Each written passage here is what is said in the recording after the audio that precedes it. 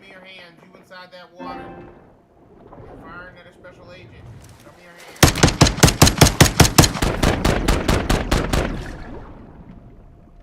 Show me your motherfucking hands. You're firing at a special agent.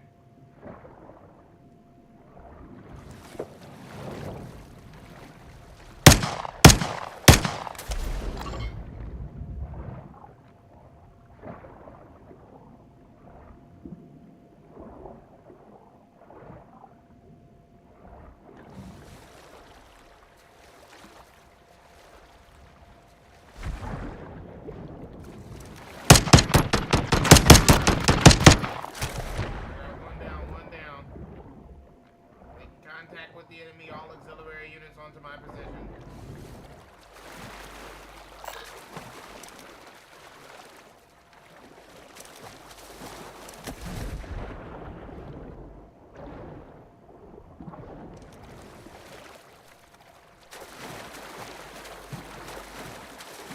I got multiple bogeys on me, multiple bogeys.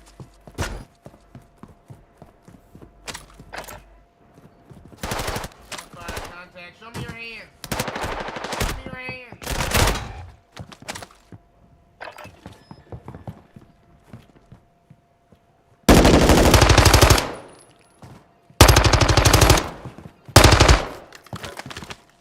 I should have went and got that case outside. I fucking grabbed the one. Fucking inside.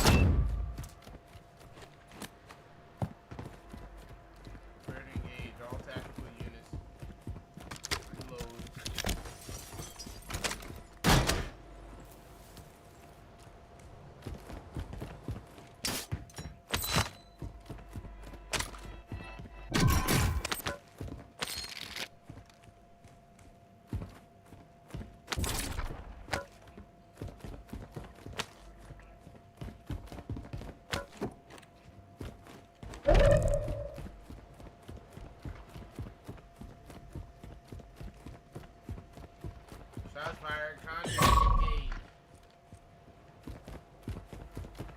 Engage on target. Engage on target.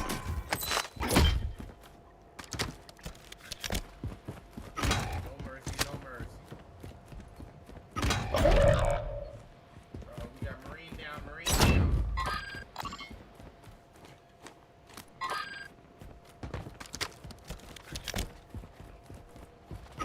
Shots fired. Contact. Zulu North. Zulu North.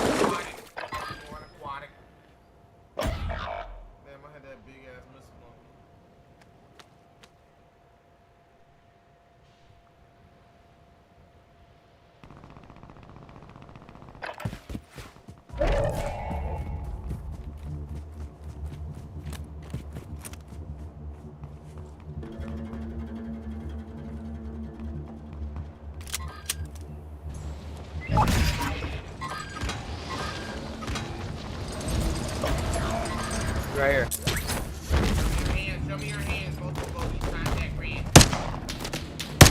Oh my god. Oh my god. What the hell? Target down. Target down. Reload and engage. Reload and engage. Reload and engage. Yo.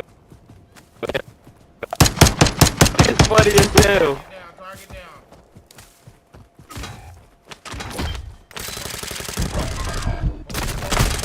Shots fired. Contact. Contact. Zulu. Zulu. North. North. North. Where's my damn squadron?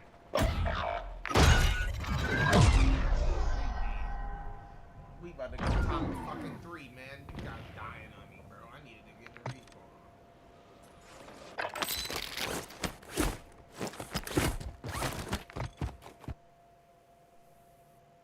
I know y'all saw me out there. 9th place, man. Come on, top 10. Top 10 player, man. Shouts out to everyone. Shouts out to I'm gonna do what I want to do. Y'all just make sure y'all do like that, man. You know what to do.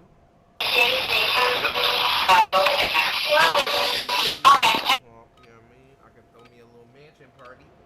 Maybe we can come to the mansion. Come to the mansion.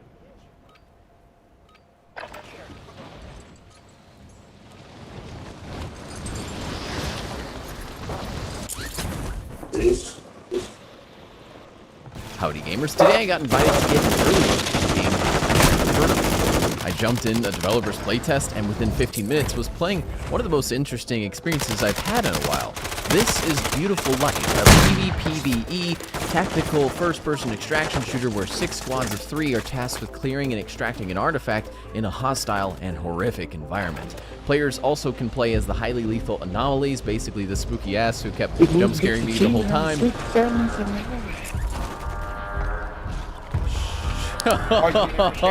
Yes, it's similar to the likes of Escape from Tarkov, or even more so Hunt Showdown, and a little bit of SCP Secret Laboratory in there as well, but with an aesthetic I'd best describe as anything from Evan Royalty's SCP films. This is, as the developers described, a very early version of the game with a bare-bone feature set, and the devs told us to give them as much feedback as we wanted, be it good or bad, and after the gameplay section of this video, I do have some feedback. If you'd like to see more of the game, make sure to subscribe, as I'm sure you can get invited back to check out future updates.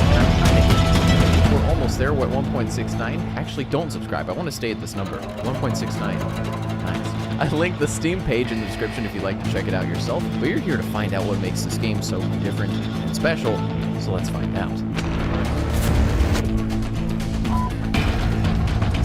I changed.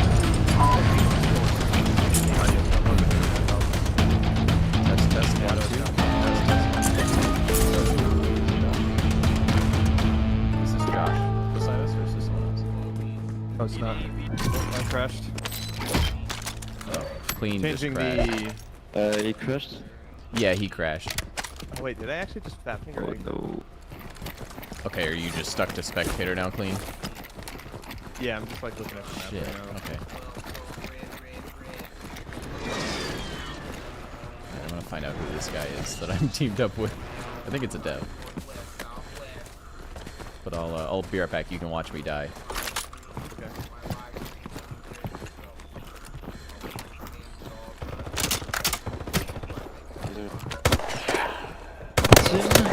Who is you? Who is you?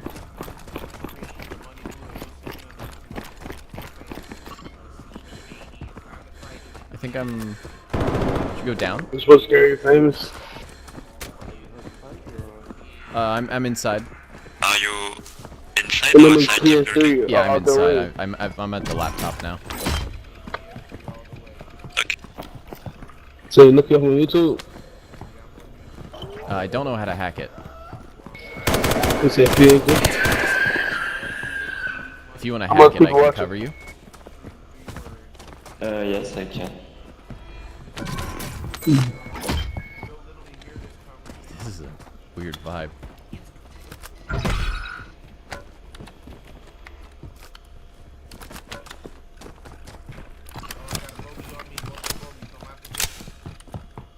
mag check by holding reload key. Or pack Right there. by holding double press. Behind the fence. The sound design. Do we have to wait now? I see.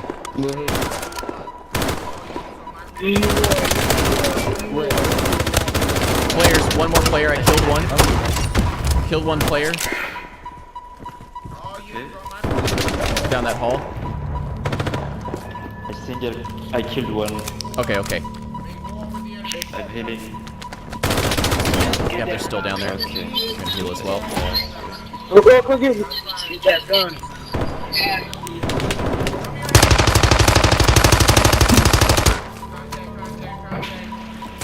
Hey, no contact. Shut up. Yeah.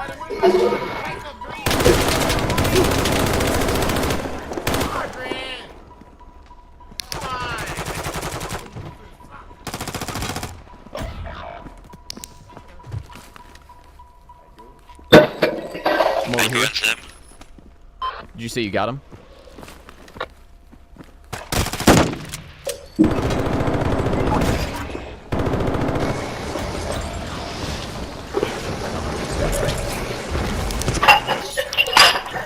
Did you get him? Is he dead? Is he dead? Let get them. Hey man, let's get them money up, get the load up, man. We don't have to push him. We can go back and get that laptop and go. If you want. But I think he's alone now. Yeah, he is. It's long to revive, mate. I'm not one. It's long to revive.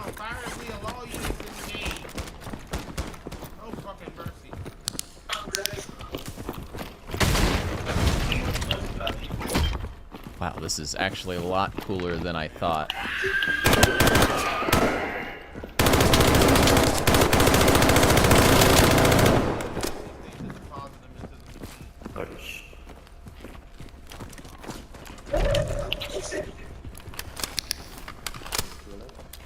Yep, I'm here.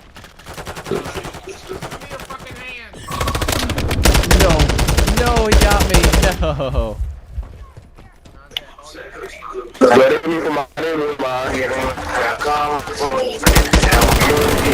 Nice, he got him.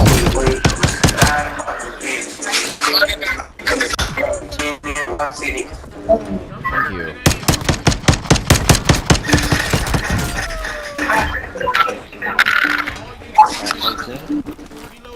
Yep. That nigga ass, bro. That nigga ass. We gotta come down with Okay, cool.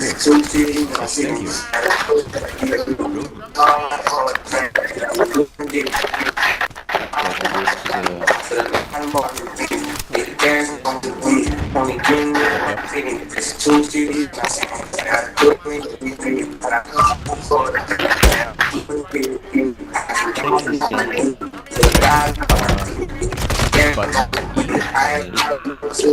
F? Okay, I think I took it.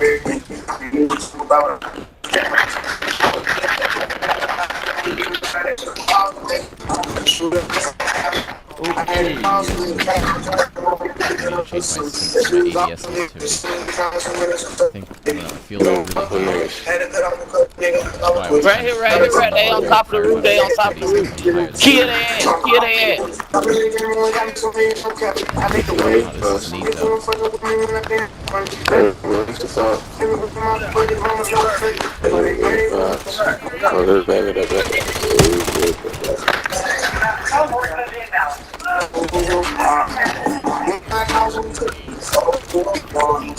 Really like the aesthetic, especially of these forests too. Like the lighting is really good. Oh, there's some electric anomalies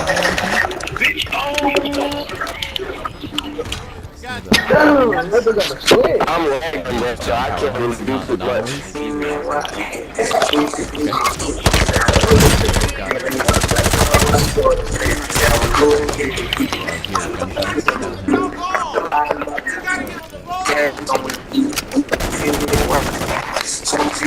Fighting down. I got one, but the other girl got it. We got that.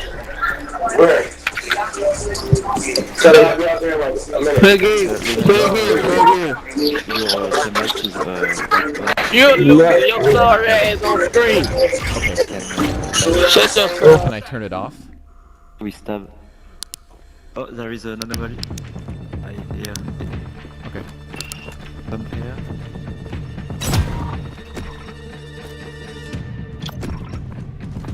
Yeah, we are. Can you push the button on the... On the wall? yeah. On this door. Okay, got it. Access granted.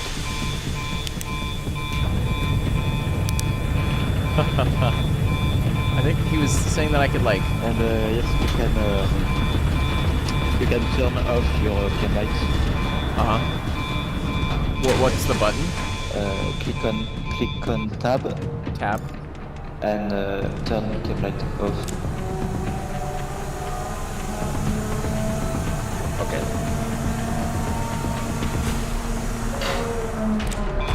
Got it. Okay.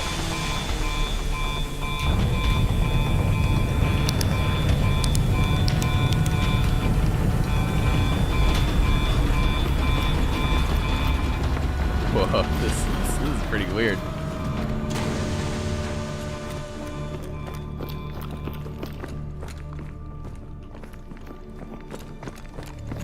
It is a very narrow flashlight. So we could hear the other players shooting a bit ago. There's definitely some lag here. I think we're loading a lot of things. Yeah, we can hear players shooting. So I'm guessing that they're down here. We're hearing gunshots through the... Oh, wow. Detailed work. Space here, a lot of warehouse stuff. Oh, Yeah, we are the first here. wow. This is a really cool location. Oh, Whoa, this is extremely detailed. no enemies here.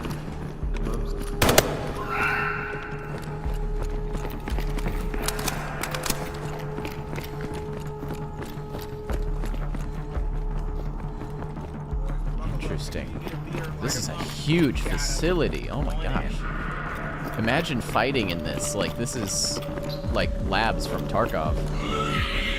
Access denied. Can you... Access granted. Oh jeez, my sensitivity's so high.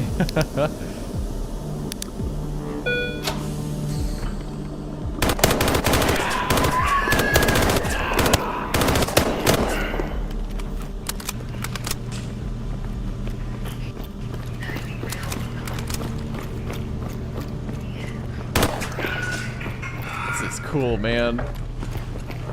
This map is awesome. Oh, we got some blocked out stuff here.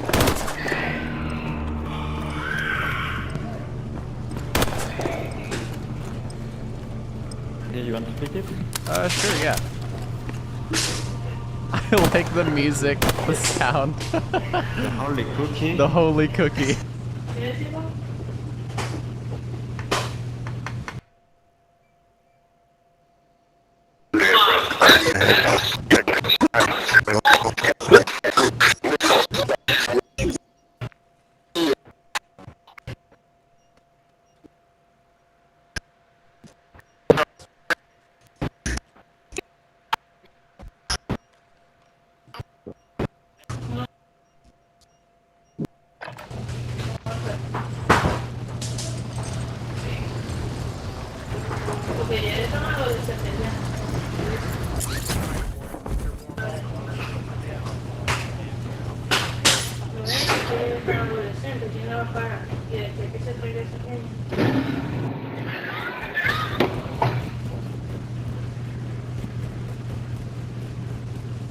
Hostiles entrando al área.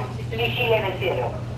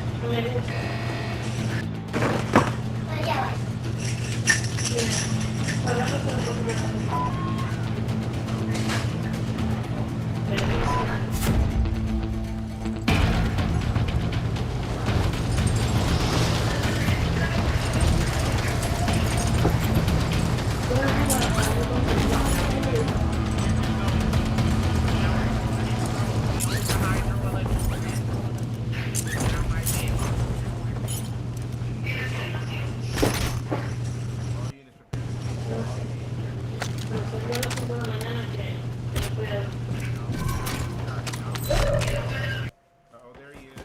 I got Show me your hand.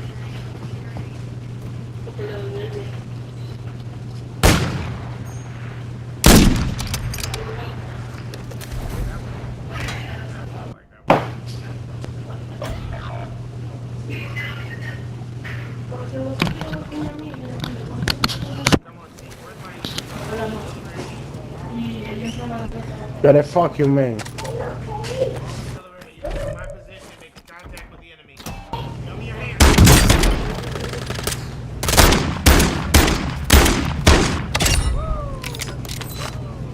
Contact with the enemy. Come on, team. And Fucking shooting niggas in the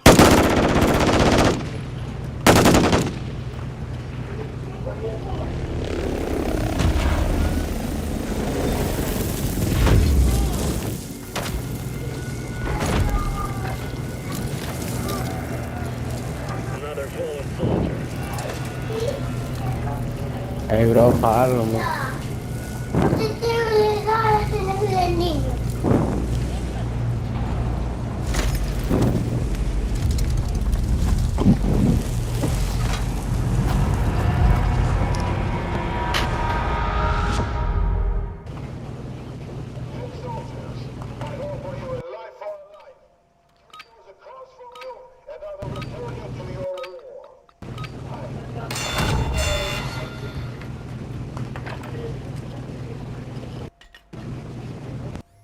Show me your hands. Come out with your hands up.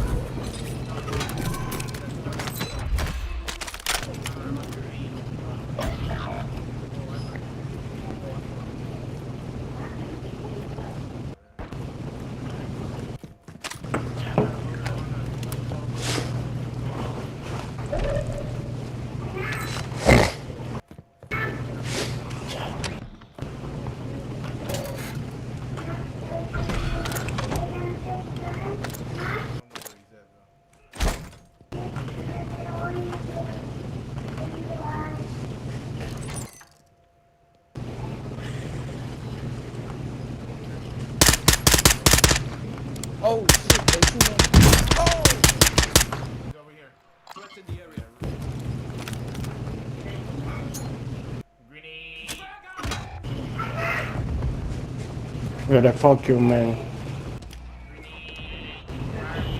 wheel. Yellow fire wheel, yellow. Suppressor fire. Hey, help me, help me.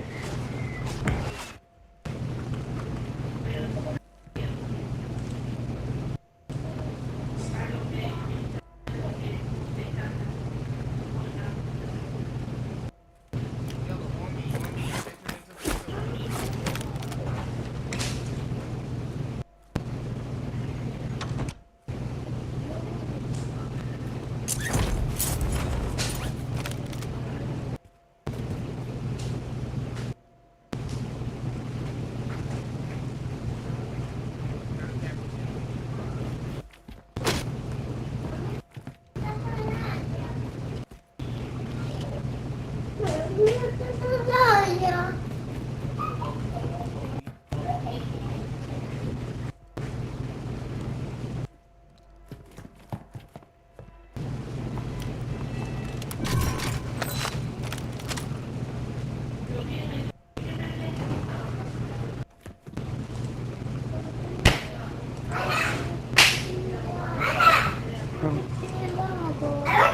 Hello. I'm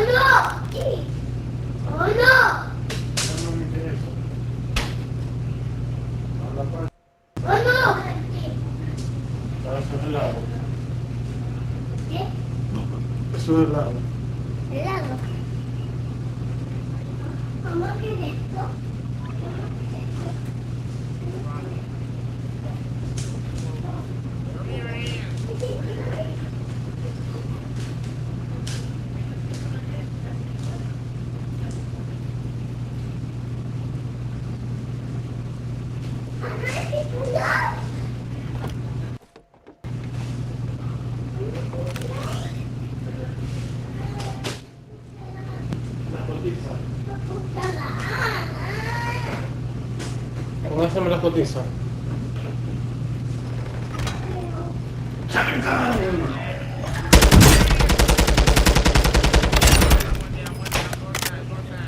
Make contact with the enemy. All units on my position. Ready to engage. Lock it down further. Lock it down further.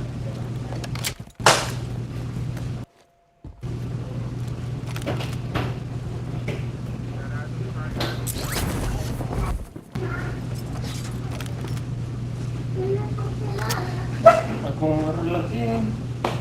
Agárrala aquí. La llevo. Contact.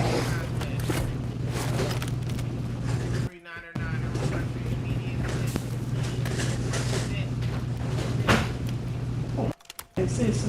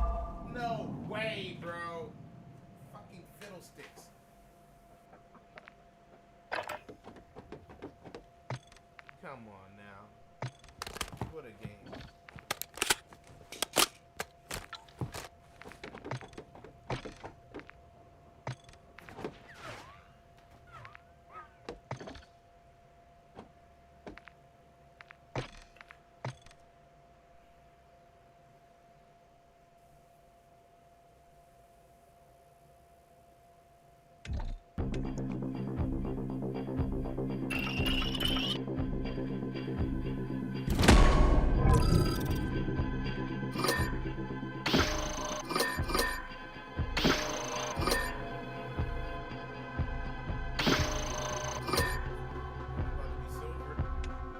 we on our way to silver rank. Let's go.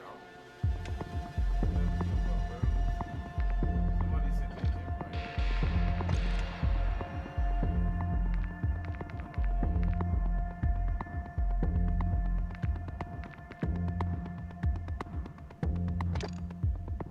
my friends.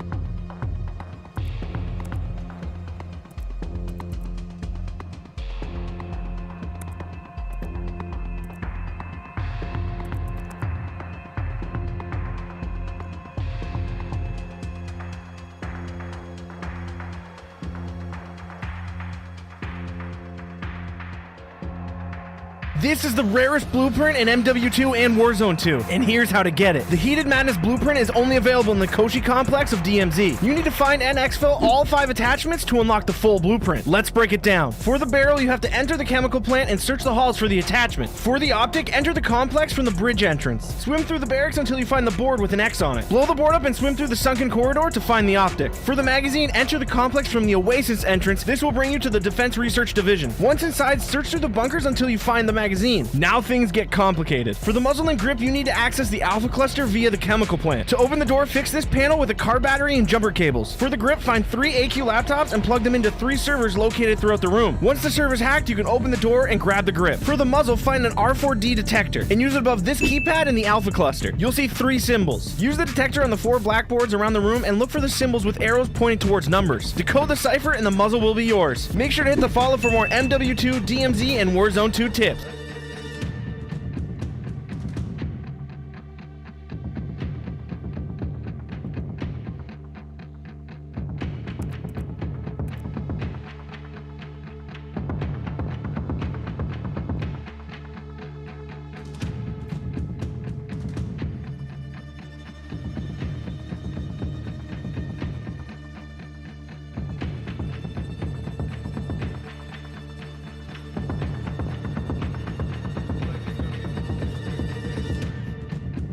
Hey Bold Nation, this is Tron and welcome to another Modern Warfare 2 video. Today we're going to be talking about the upcoming Season 4 bundles and also skins that we're going to be able to see, and of course that you're going to be able to earn, as well as all the different type of bundles that may be releasing. Now if you guys haven't turned on your notifications to all when you subscribe, now is the time to do so, and let's dive into this video and let's get to it. So as you guys know right away from the get-go, we're going to be taking a look at the Season 4 Battle Pass bundle. As you guys are able to see here, it comes with a black cell and is going to bring Nikto and also Ana Vega. Right away, you're able to see that we're going to have 2 different skins, one for Nikto and one for Ana Vega. And as this one is going to be a black cell, also type of battle pass, we're going to get various other skins, and you're able to see right there, black cell, you are able to take a look at Ana with a different type of skin.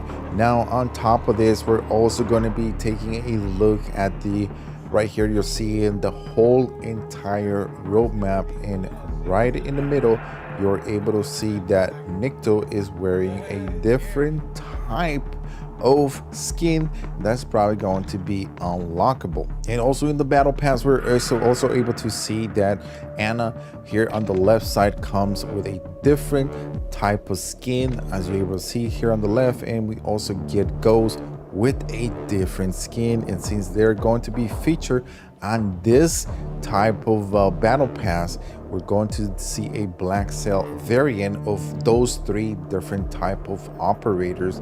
And as we are looking down and we get to see here, we have this operator that is going to be coming. It says here for the new limited time mode lockdown. So who knows, this might be possible, something that you can earn for this limited time. And as you got able to see, it might be Ana, it looks like it. Now if we're able to see here, we also take a look at Ana, another one, Resurgence launch. So it could be a skin that you can get from Resurgence. And then we also see here none other than Ghost with a black cell skin. No, actually that's not Ghost, that is Nikto with a black cell skin that you're going to be able to acquire. Now if you are into rats, and also you're able to see here in this image, you have a rat skin as well. I know Papa would like that one. There you go for you, Papa. And then this one here on the left one, it looks like it's going to be Ghost And then we also get to look at here, and this skin here is going to be OP, especially for Bondo, because it's going to have a new skin. You have leaves around you, so you Have any of pretty you much guys are going gotten to a nuke hide yet? yourself from anyone. If you had the Sasquatch skin, you know how OP the skin is. So this one definitely Have gonna you? be Do you all hiding. have mics or And just then next up, one we're of you? going to also be taking a look at different things, and here are some of the bundles that we're going to be able to get. As you guys see here in the image, we also take a look at we have here ghosts, and we also are able Have to you see gotten a the nuke yet? chopper.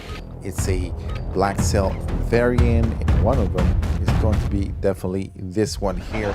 We're also able to see this skin. I'm not sure of this character's name. And as we scroll down, variant, one of them is going to be definitely I'm this thinking one we go here. for this one right here. We're also able to see this skin.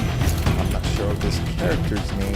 And as we scroll down, we're also able to see even more. Ana Vega comes here from a bundle. This is going to be the launch window bundle, so you're able to see that. And then here is another one, Easy. That is from the in-season bundle. Izanami, also known as Easy. And then we also have another bundle, which is going to be the Butch in-season bundle. And of course, different weapons that you're going to be able to unlock, which is one is going to be the Tempest Laserback Assault Rifle that comes in Battle Pass, and the ISO 45 SMG that comes We need to stick in together the when we do Battle this. Pass that we're going to be able to unlock. This also the Comfort Melee Launch Window Assault on bundle event. Also, you're gonna be able to unlock that, and also you're gonna be able to take a look at the different skins for Warzone rank and multiplayer rank that you're going to be able to unlock. So we also are able to see here in this image another one that we're going to be able to unlock. It looks like it might be, not sure if it's Nikto or not, but it has a nice blue design. Not sure what it is from, but it's definitely another skin bundle that you're going to be able to unlock. And here we see the last one that I'm able to show you comes with an M4 weapon, and this one probably is from the skin that comes from Sleet. I'm not sure of the operator's name at this moment, but that's what I'm seeing so far. So there you go, guys. Those are the bundle skins that so far that you're going to be able to unlock or purchase in season 4. Once again, thank you for watching, and we'll see And do you guys on you guys the know where next anyone video. from are?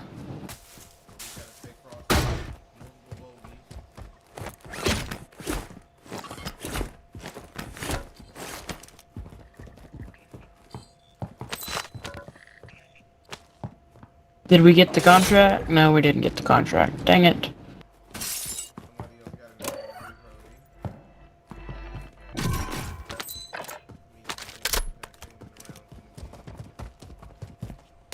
It's so hard to do.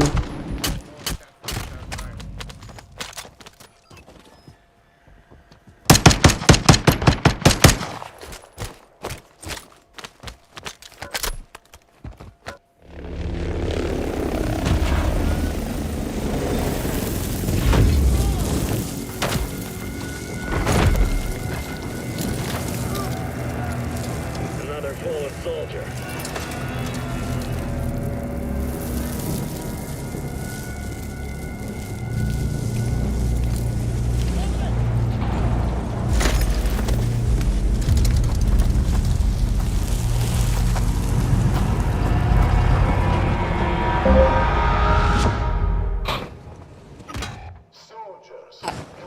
Who left?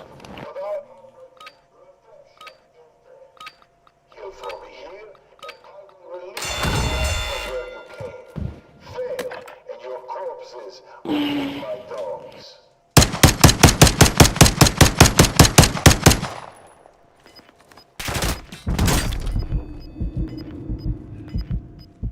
Yes, stay alive. Yes, 3, stay alive. Got your ass, boy. Got him. Got him.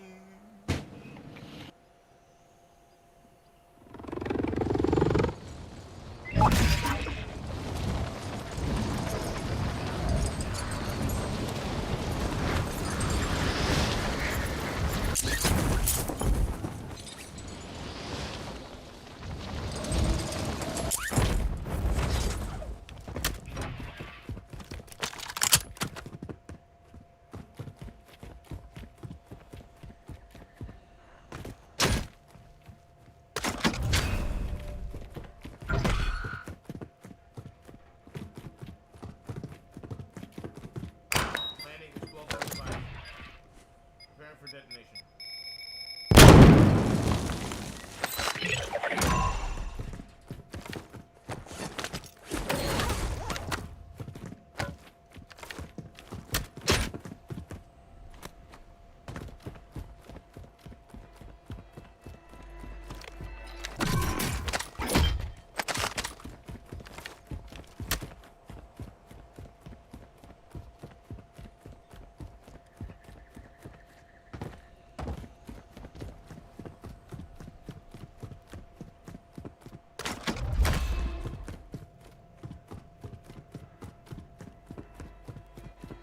Our black side is over there. So if one of y'all can get a car, we can head over to our black site.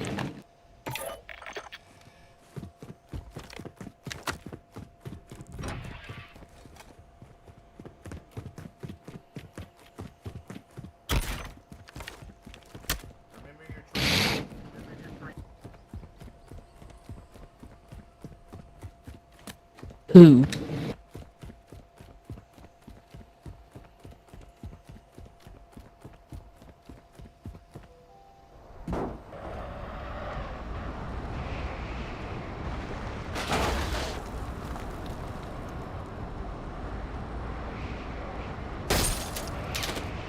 We gotta go get our black site. Come on, K-Man. Kama. Ham and Llama. Chonky Chonky.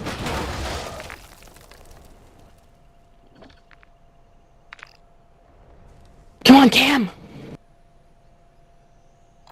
Look here.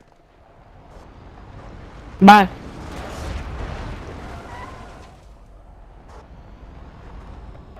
Here, instead of going to get that black site, because they already got it, let's just go get these guys. Here, turn around.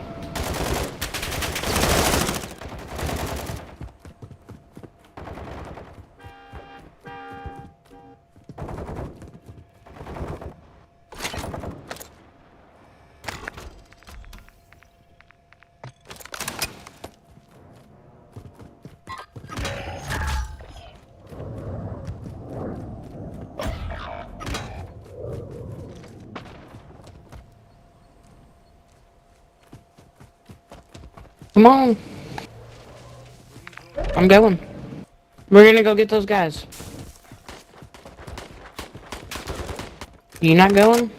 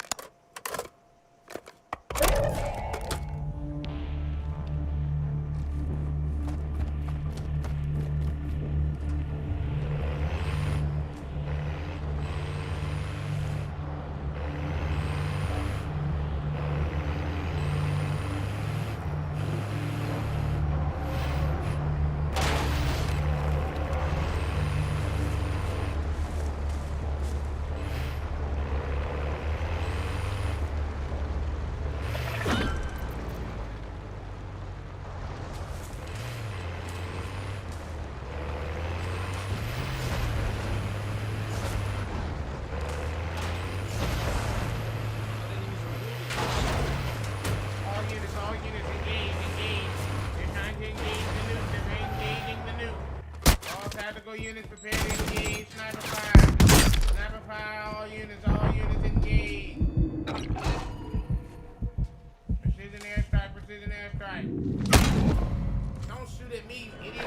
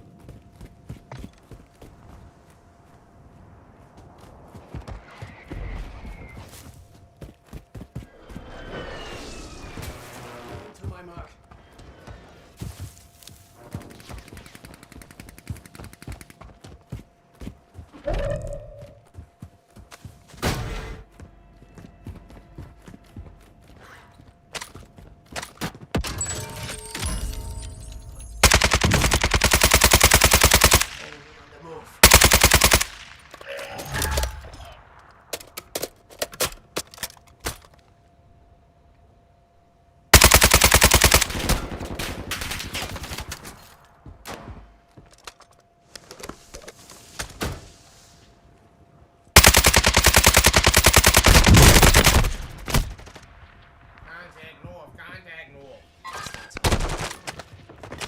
Hold on, let me go move my car.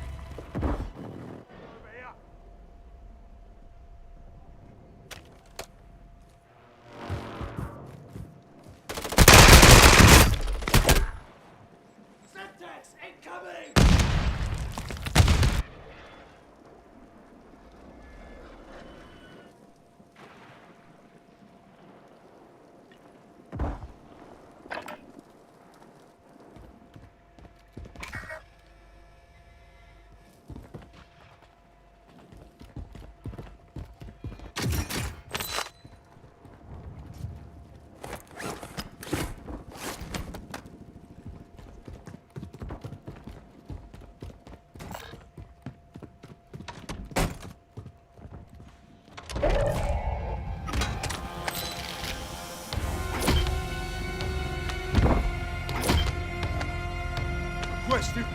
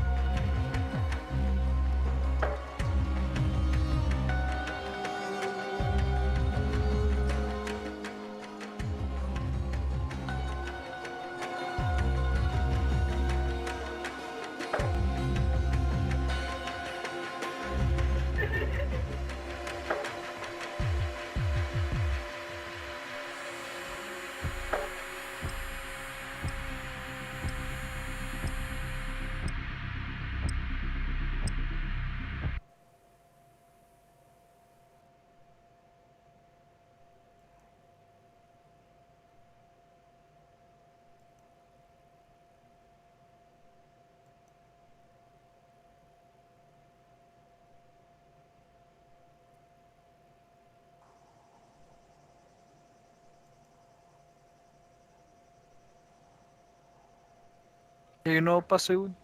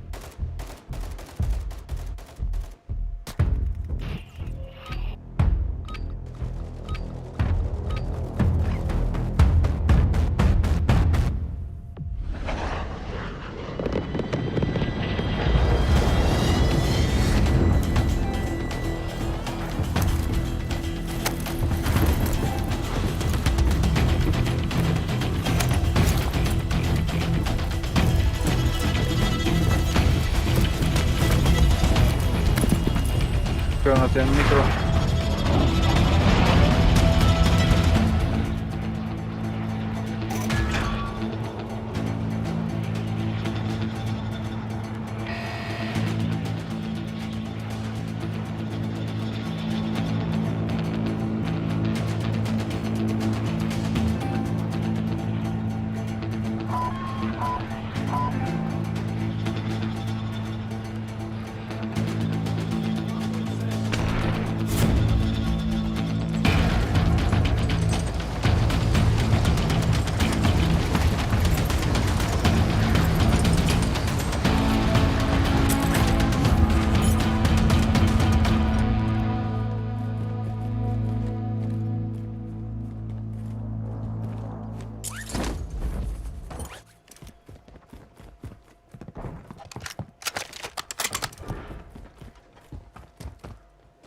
One landed on this one, this building.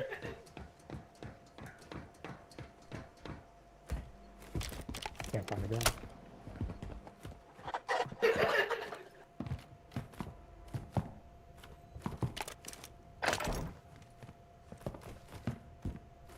Yep, I saw.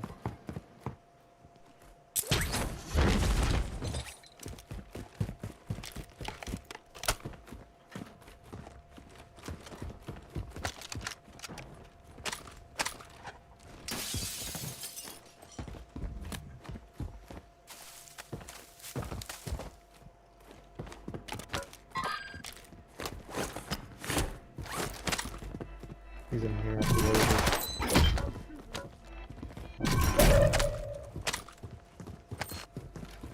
watching the steps. Yep.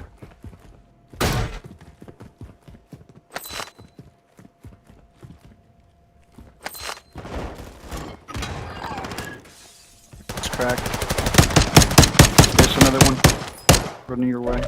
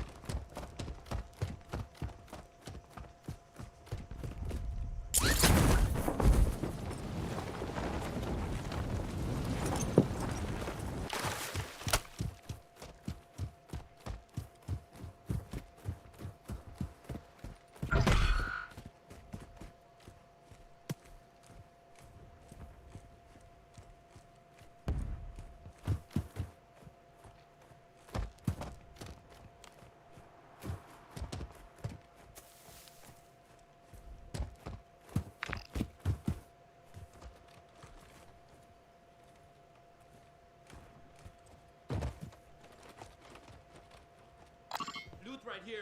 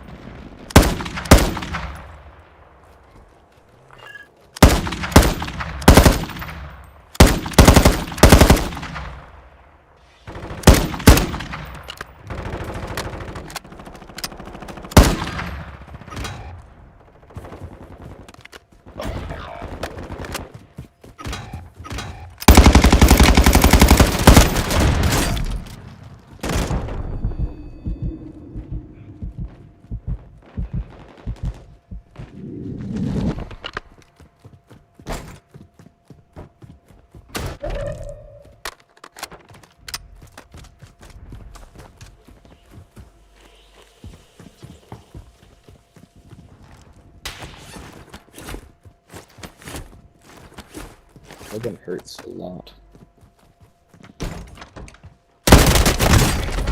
Follow me! How did he follow me? He got the hats on. That nigga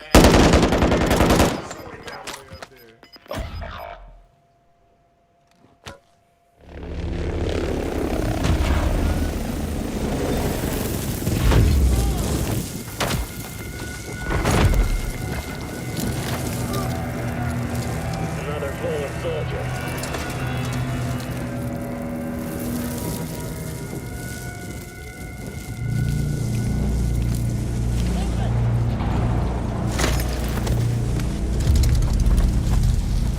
One of the craziest rap beefs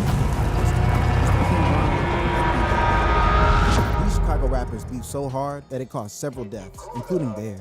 Even evidence points to King Von killing FBEG Duck, or at least being responsible for it. To get to the bottom of it, we have to go through a lot. Planned assassinations, countless diss tracks, and an FBI rise and fall of King Von. To understand what really happened between FBG Duck and King Von, we have to go to the beginning. Chicago's rap industry has gained notoriety for its violence, and the most infamous feud involved King Von and FBG Duck. Though both have passed away, plans for violence have lived on.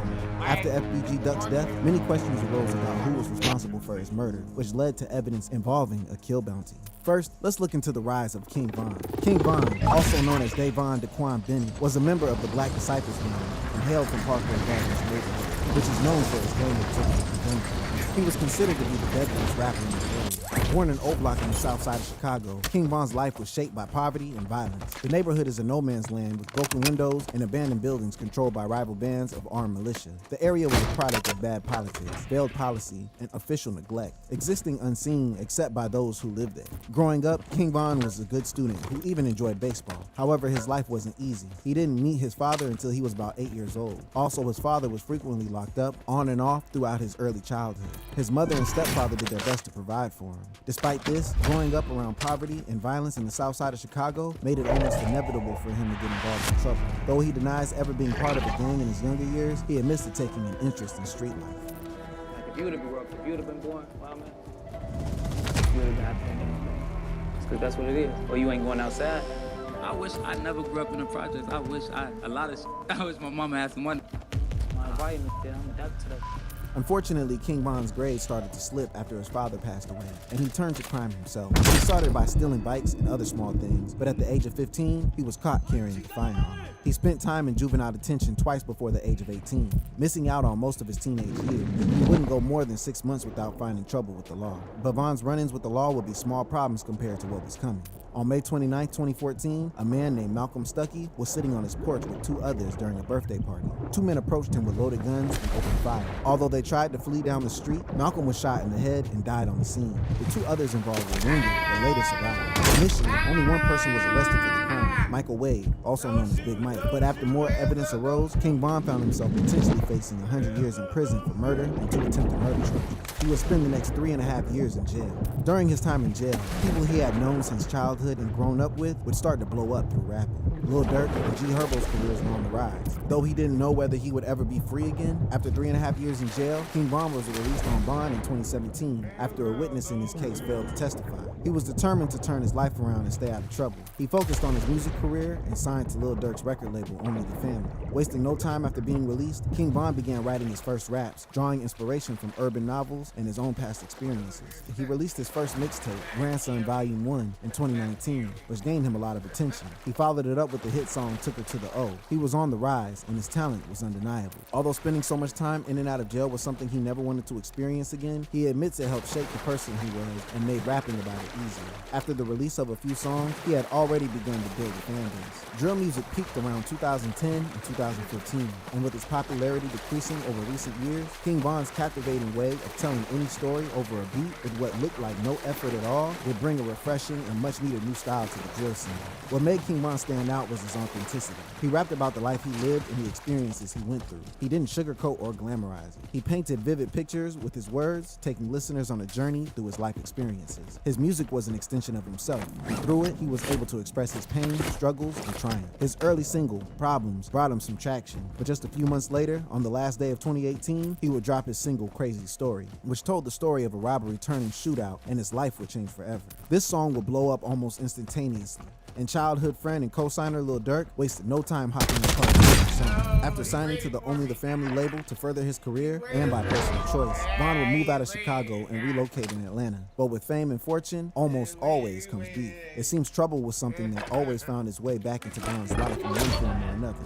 It seemed like every few months or so, Von found himself in a debacle online with another rapper. The most sensational and intense one is FBG Duck, which you'll get to know the full context of soon. In 2020, Von will release 2 more projects, LeVon James, and later, Welcome to O Block. The tape would peak at number 63 on the Hot 100, which is very iconic.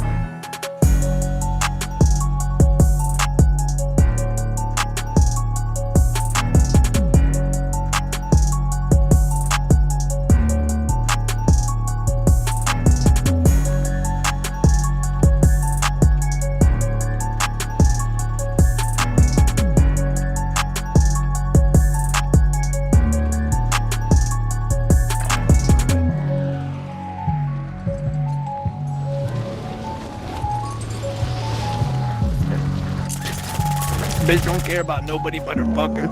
Dumb sick. Stupid. Dumbass.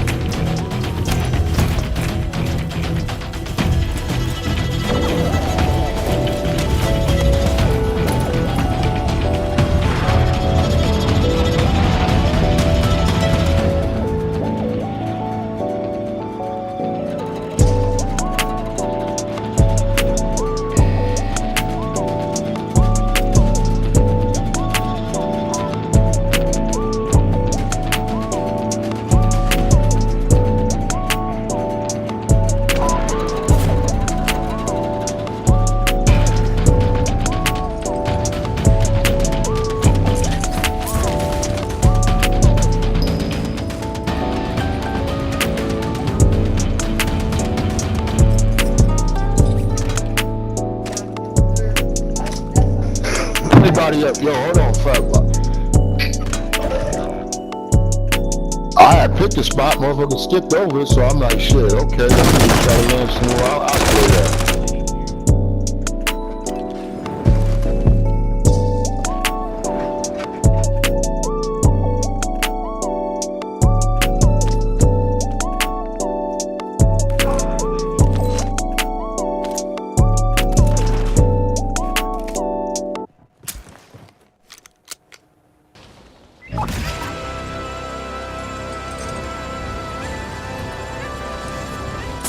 Did you sneeze?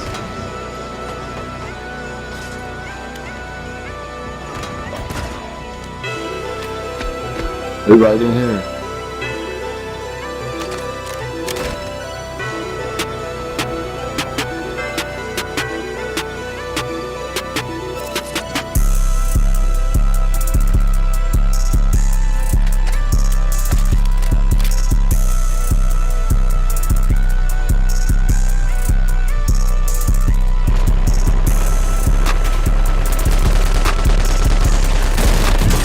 Right inside, he inside. How the fuck?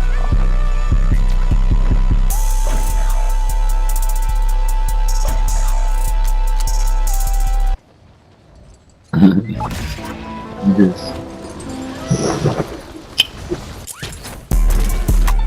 Doesn't out, Pluto. Doesn't out, Pluto.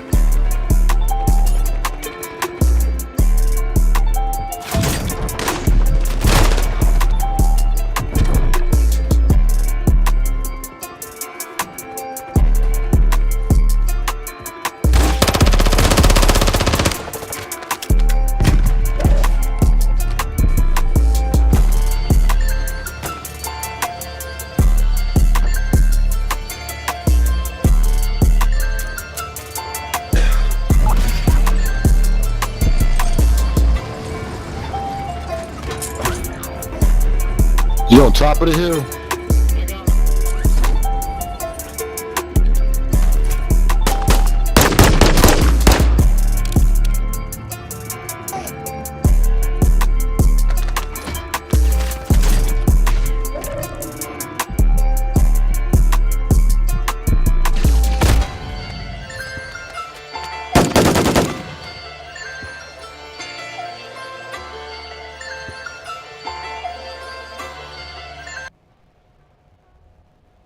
Oh, Green ain't even playing. He just a bot right now.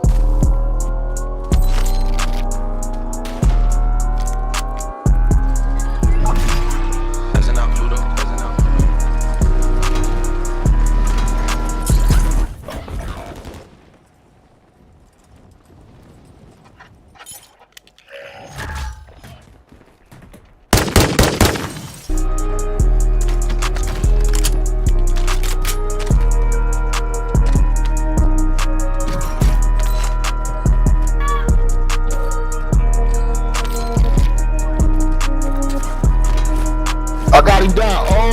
What the fuck?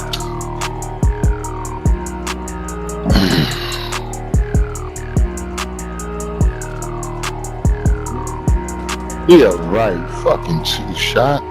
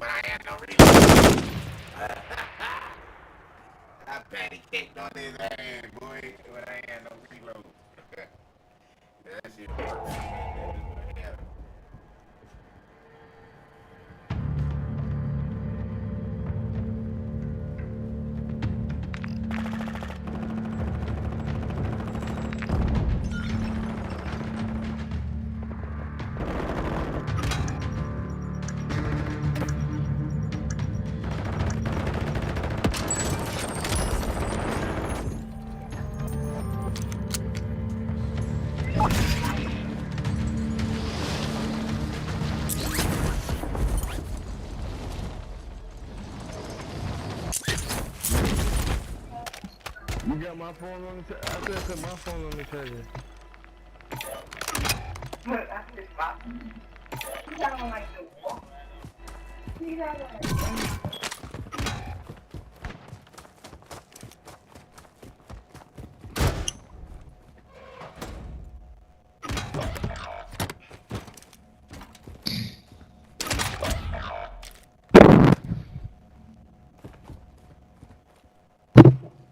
Mm-hmm.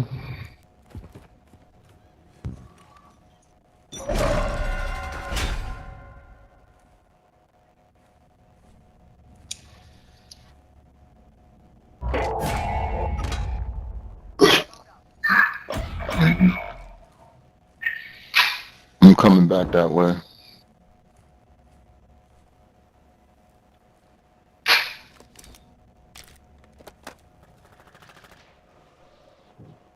Out of here.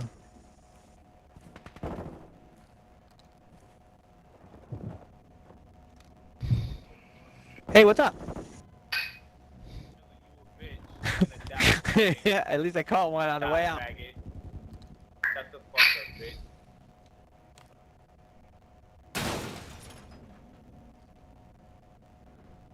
Mike's right here. Got him. Missed.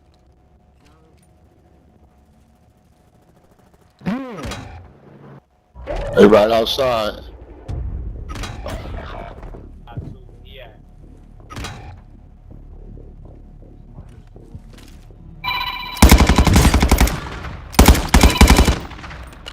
Hello. Hey, how you doing, bro?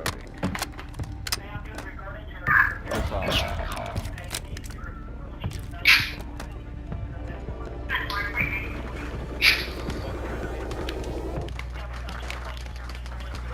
You suck. You suck. Just be easy.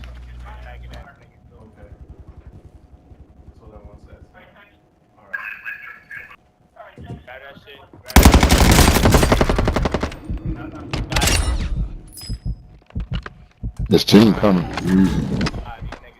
I got y'all. I need $600 more. Over here, you're gonna die. Don't come over I need here. 600. Back it up. Come on. Give me money. Cat.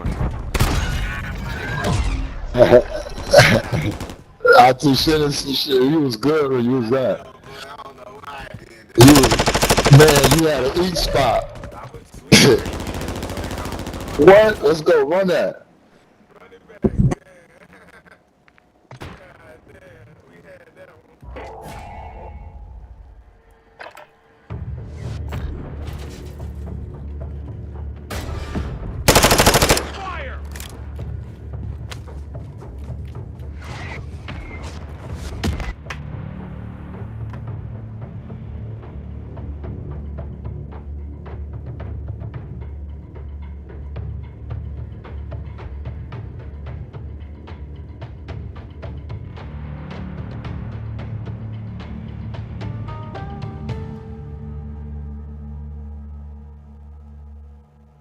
Oh, I forgot. You're not in his family group chat. Well, I just met his mom literally yesterday.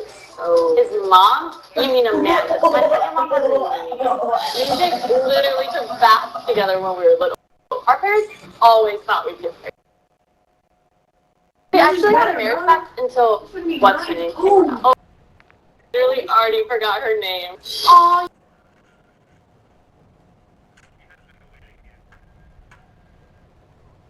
Don't worry. Yeah, Jake is like her kid, but not in a weird way. He's literally like a brother to me. Didn't you lose your virginity to him? Hey, Mommy.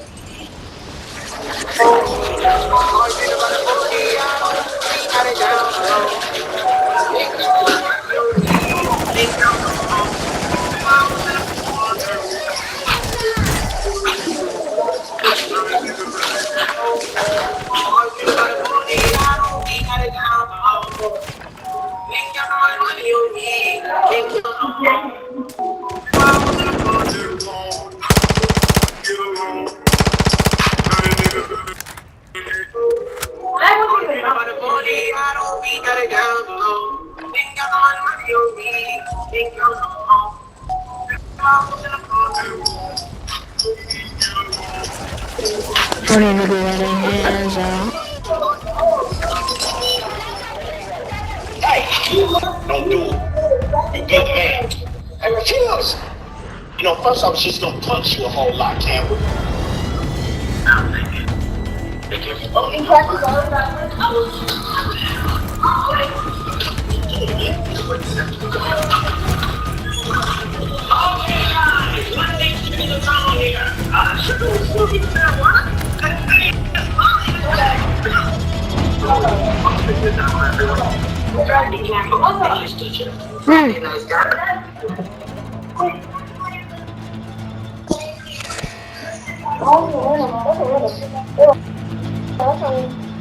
What the fuck, bro? You just messed it up.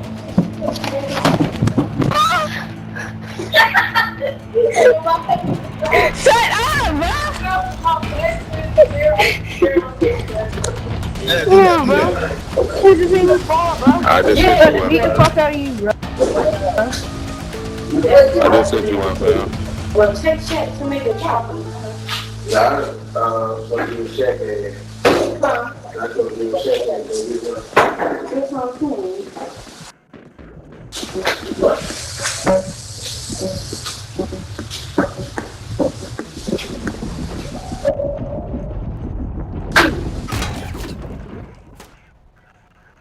No!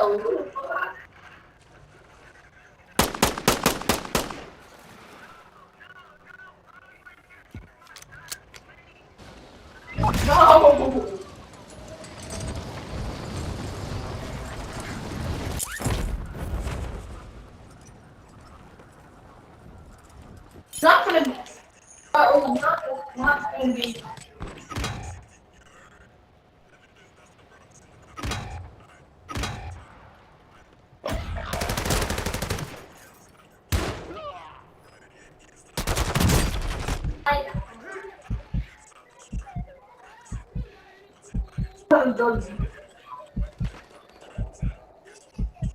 Where?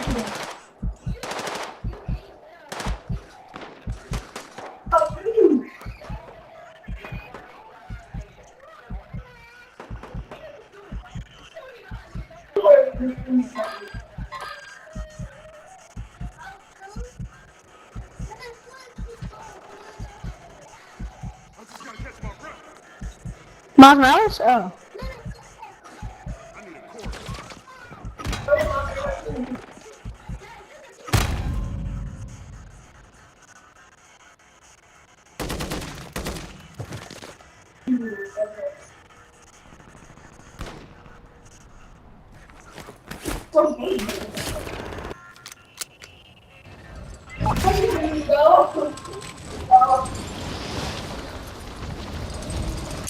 I will.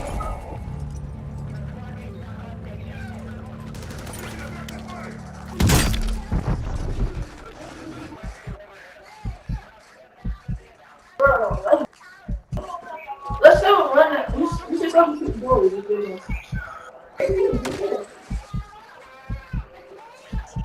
No, that's not what I meant. I said you.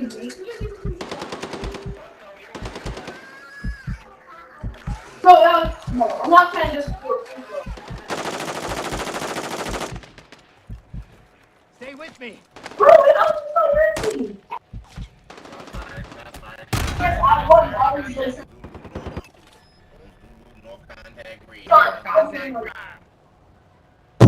Gotcha. I do not understand a word you are saying, bro.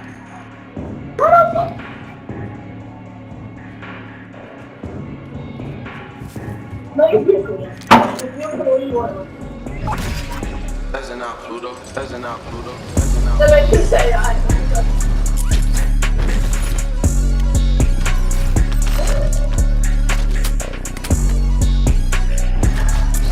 Oh, he up top. I see him. He on that tower.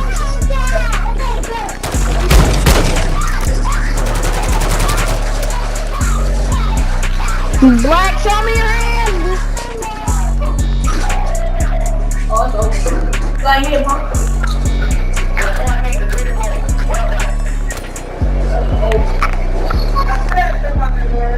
Mortar strike engaged.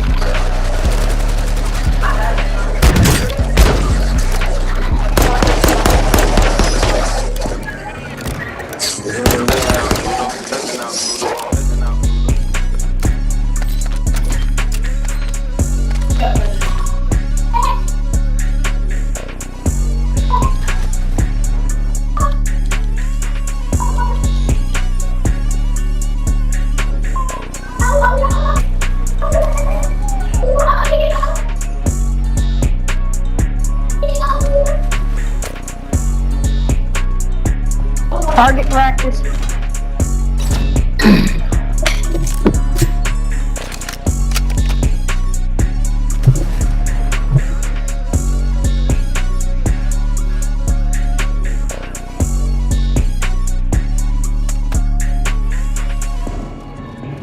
Booby. Doesn't out Pluto. Doesn't out Pluto. Doesn't out Pluto.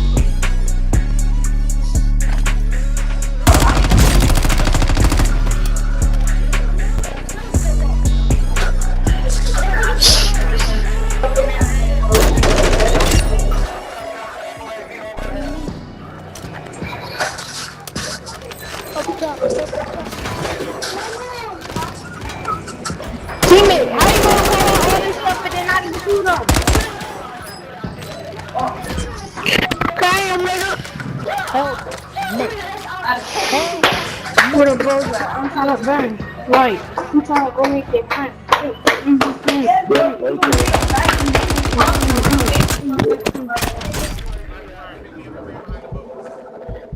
How you gonna jump in the water like that? You'll be over. Got you. Yep. We got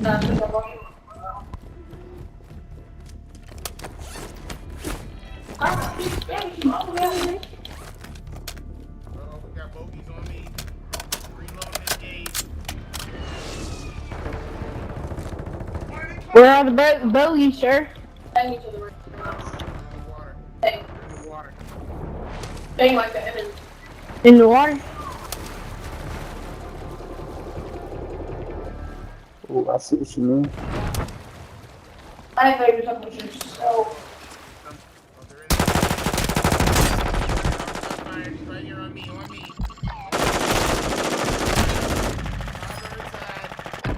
Shot fire. Killed him. Fire wheel, fire. Right to the head, sir.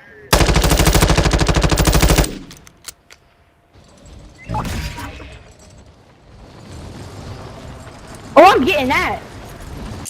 Red Knight pickaxe. Oh, yeah. We got a bogey near us. Stay frosty. Remember your training. I'm not sure I remember my training, sir. Nah. Death. Nah, surprise. Yeah, I know. Not. I see that little field.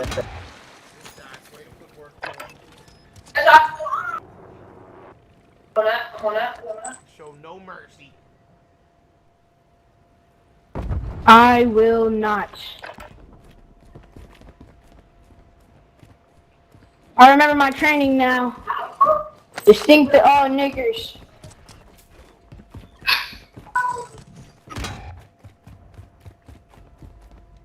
Bro, how many?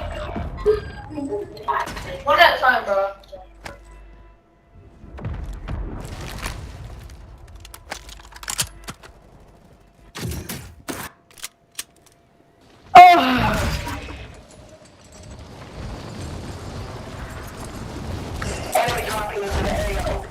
Should fucking be your dad. We have to go to the fucking dirty ass. We have to go to the fucking dirty ass. We have to go to the fucking.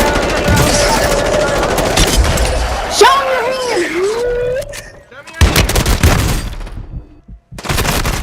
I'm coming down, sir. Coming down with a pistol.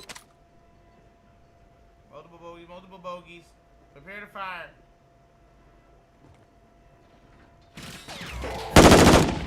Bogey down. Reloading engaged. Target. Enemy C4, watch out! Gas inbound. You better be on the move. Gas inbound.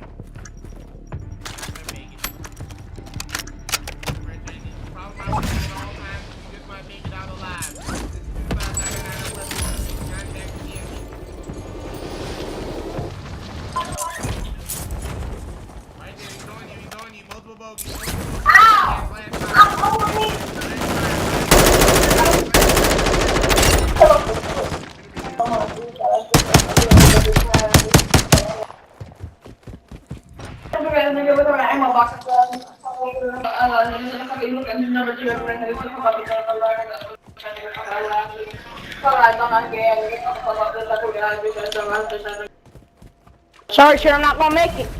I told you to follow my commands. You're not gonna make it, Bravo 1. Bravo 1 is down. I repeat, Bravo 1 is down. Giving up immediately so I have resurgence.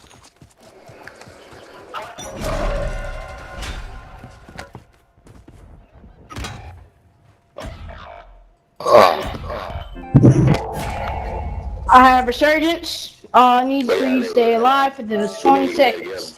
Sir.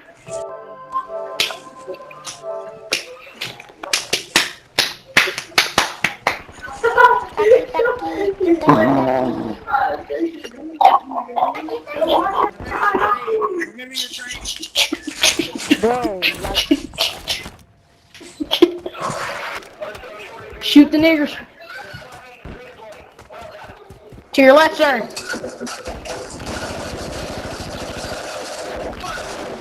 I'm deploying down to you, sir. Right there, he's on you. He's on you. Multiple bogeys. Contact fire. Westwood 9 or multiple bogeys. Right there, boy.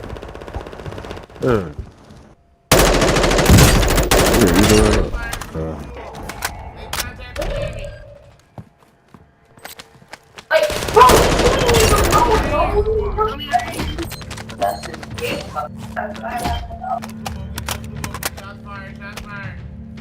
Contact west. Contact Westwood. All you on the mark. Multiple bogeys. Contact red on me. Lock and load. There's no bogeys, sir. There's no bogeys.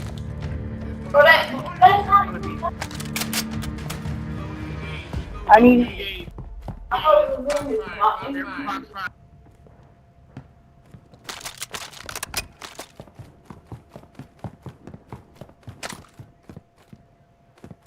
Prepare for heavy contact. Heavy contact.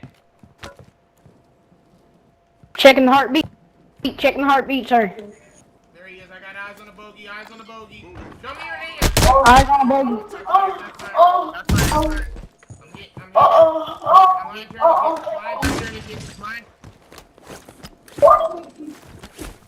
Eyes on bogey, dead, sir. 4-10-4. Reload, engage. Reload, engage. This is our world. Right there, you just walked right there. Right there, you just walked out. Show me your hands. Show me your hands.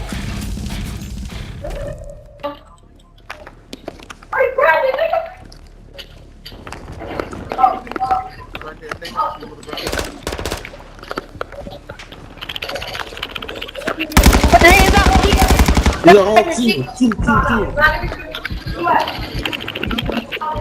Yo, they're right here on me. One right here. One on me. Damn it. We had him. We almost got him. We had him, little Brody. One for neither of them. Absolutely not. I don't got this. Ammo, the goddamn Chinese rifle. Fucking jam, bro. You almost won as the Americans.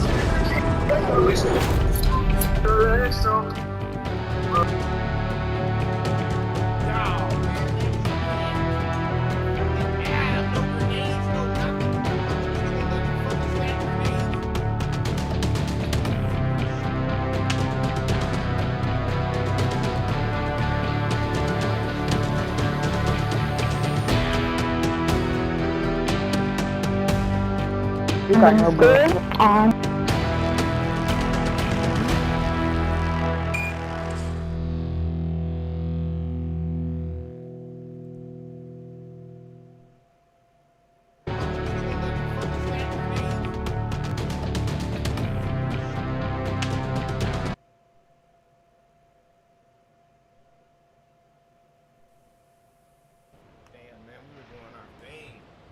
Where's my Kozo at?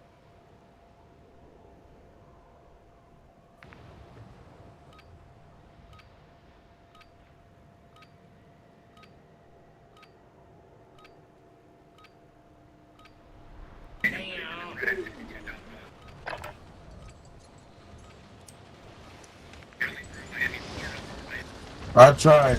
I would just relay the message. Hold on.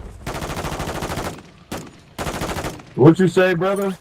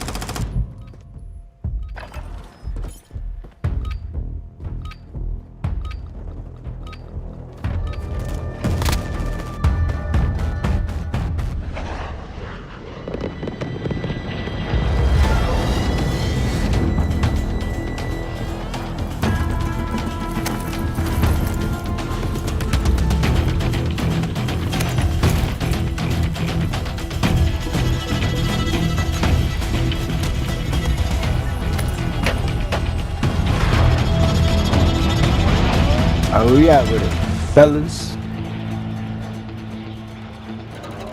Alright, I ain't gonna hold you. We should be going underground. Right there.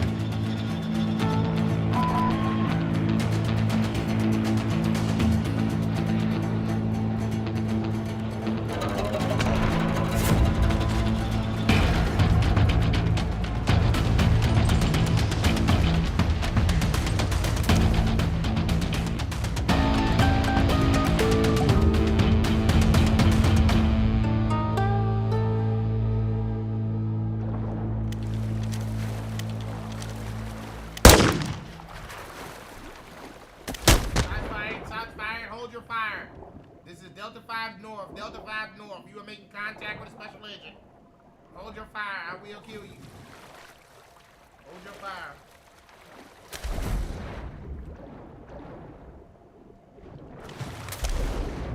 Hold your fire. Hold your fire.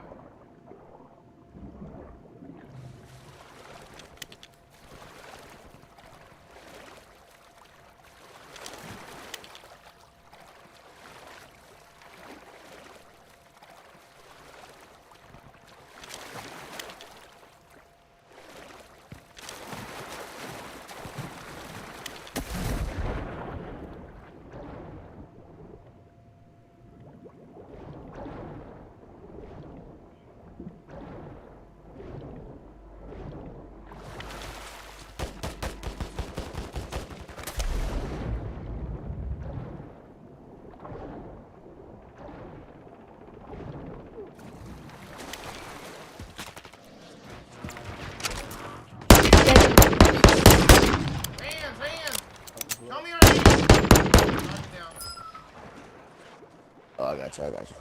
We're going down on the water.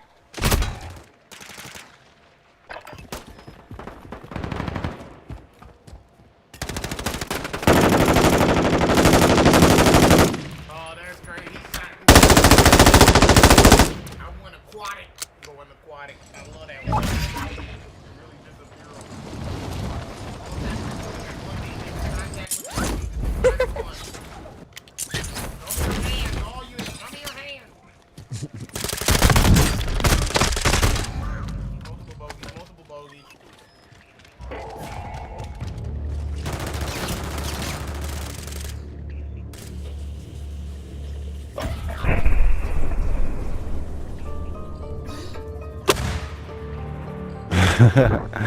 Officer Doofy reporting for duty. Oh. Officer Duty reporting for duty. Hell no. Oh. 3, 2. Shut the fuck up. Yeah, I got it. Oh, they coming up the I stairs. sent it. I'm about to kill y'all. I'm about to kill y'all. Oh, you was about to die. Oh yeah, what you say?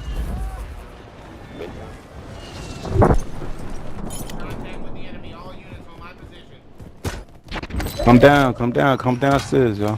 Got a Marine down. I'm deep behind enemy lines. Yellow, come downstairs, Yellow. Deep behind enemy lines. He's trying to get somebody to come downstairs for him. Give me Viper Strike. Westwood. You're clear to strike. Viper Strike. Give it to me. Target down. I got one. Making contact with the enemy. Making contact with the enemy. Show me your motherfucking hands. You on this goddamn building.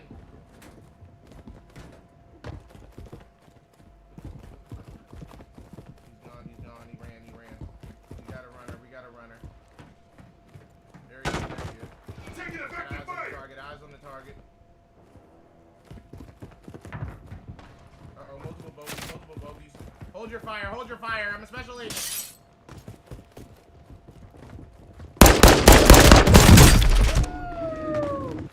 You see my team there, man. I'm over here reckless.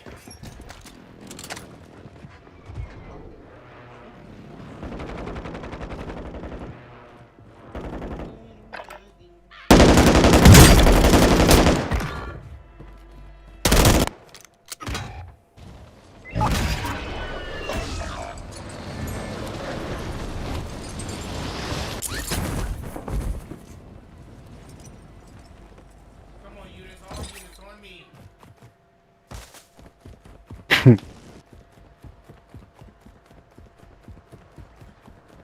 Shots fired. Show me your hands. Show me your motherfucking hands. Come on, how did you not? But brother. Yeah, you crazy, bro. There you go. You know you love it. Money Buddha. You'll love it. It's a good show. Alright, Brody. I like and subscribe. Y'all come downstairs and loot up with me. I will come downstairs when I'm dead.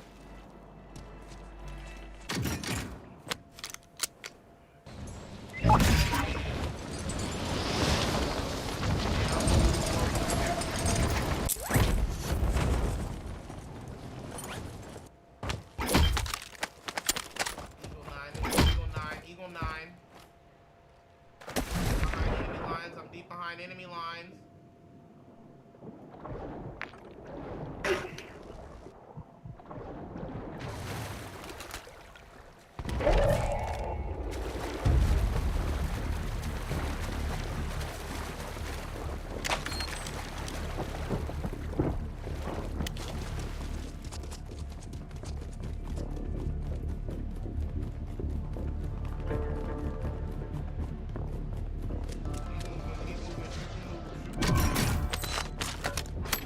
Remember your training.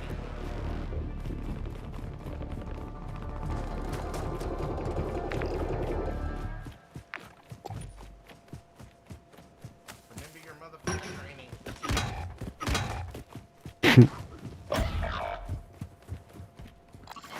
I knew this motherfucker was here.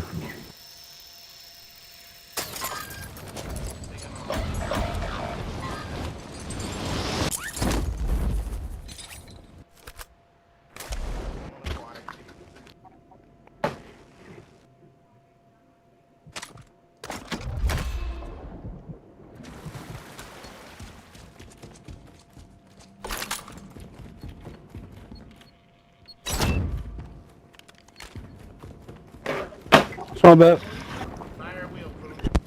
I take the precision.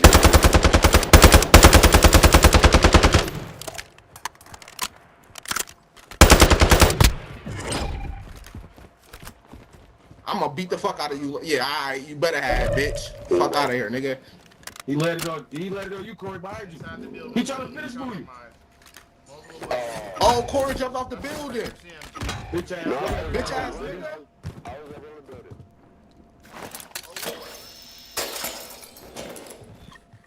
That nigga did smooth trying to finish movie or some Oh, shit. that was Melly ass. I'm like, who the fuck? I'm deep behind enemy lines. Who's shooting? Oh, this the green nigga.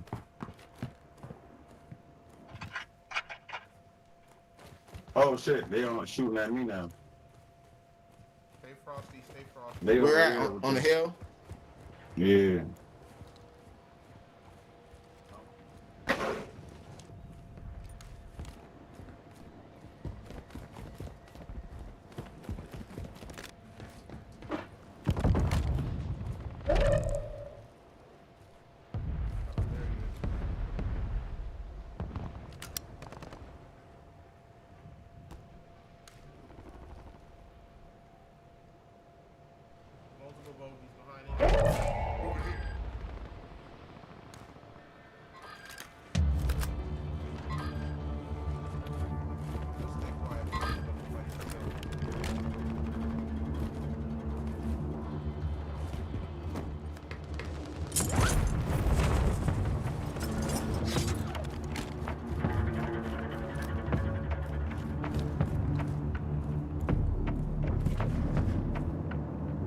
What happened?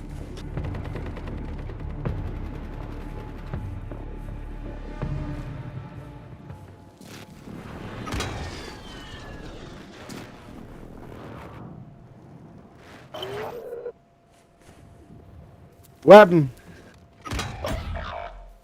Huh? The building is not secure. You're what?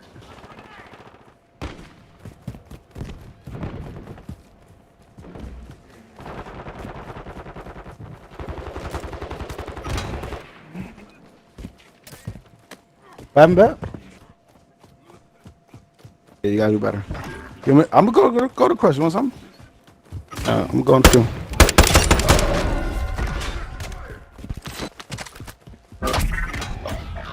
Yo, what are we doing, fellas? What are we doing? Yo, Yellow. Yellow. You on the ground, bro? Oh.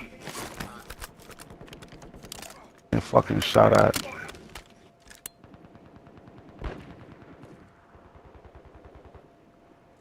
Fuck me, bro.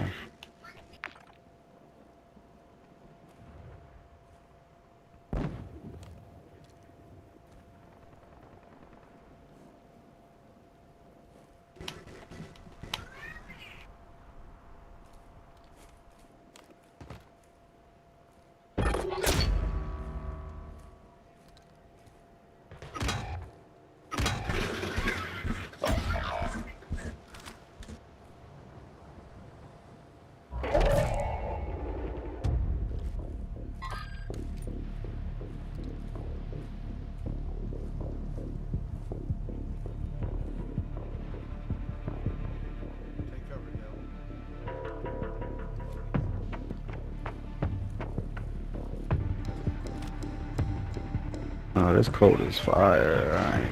Oh.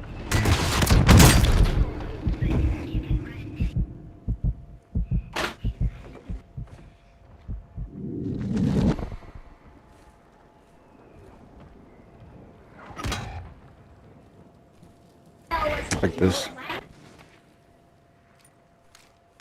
Look, got your cover. Nice shit. Nice shit. 224.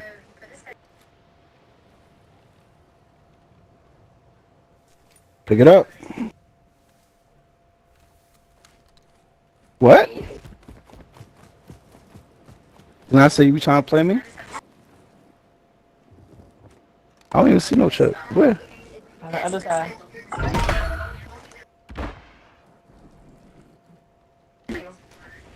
You're welcome.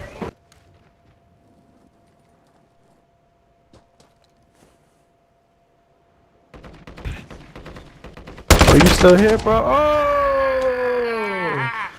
Damn, Brody. Illuminati. Boy, that's Illuminati, Woo! boy. You know I was right there. I was right there for parlay. Killing these niggas, bro.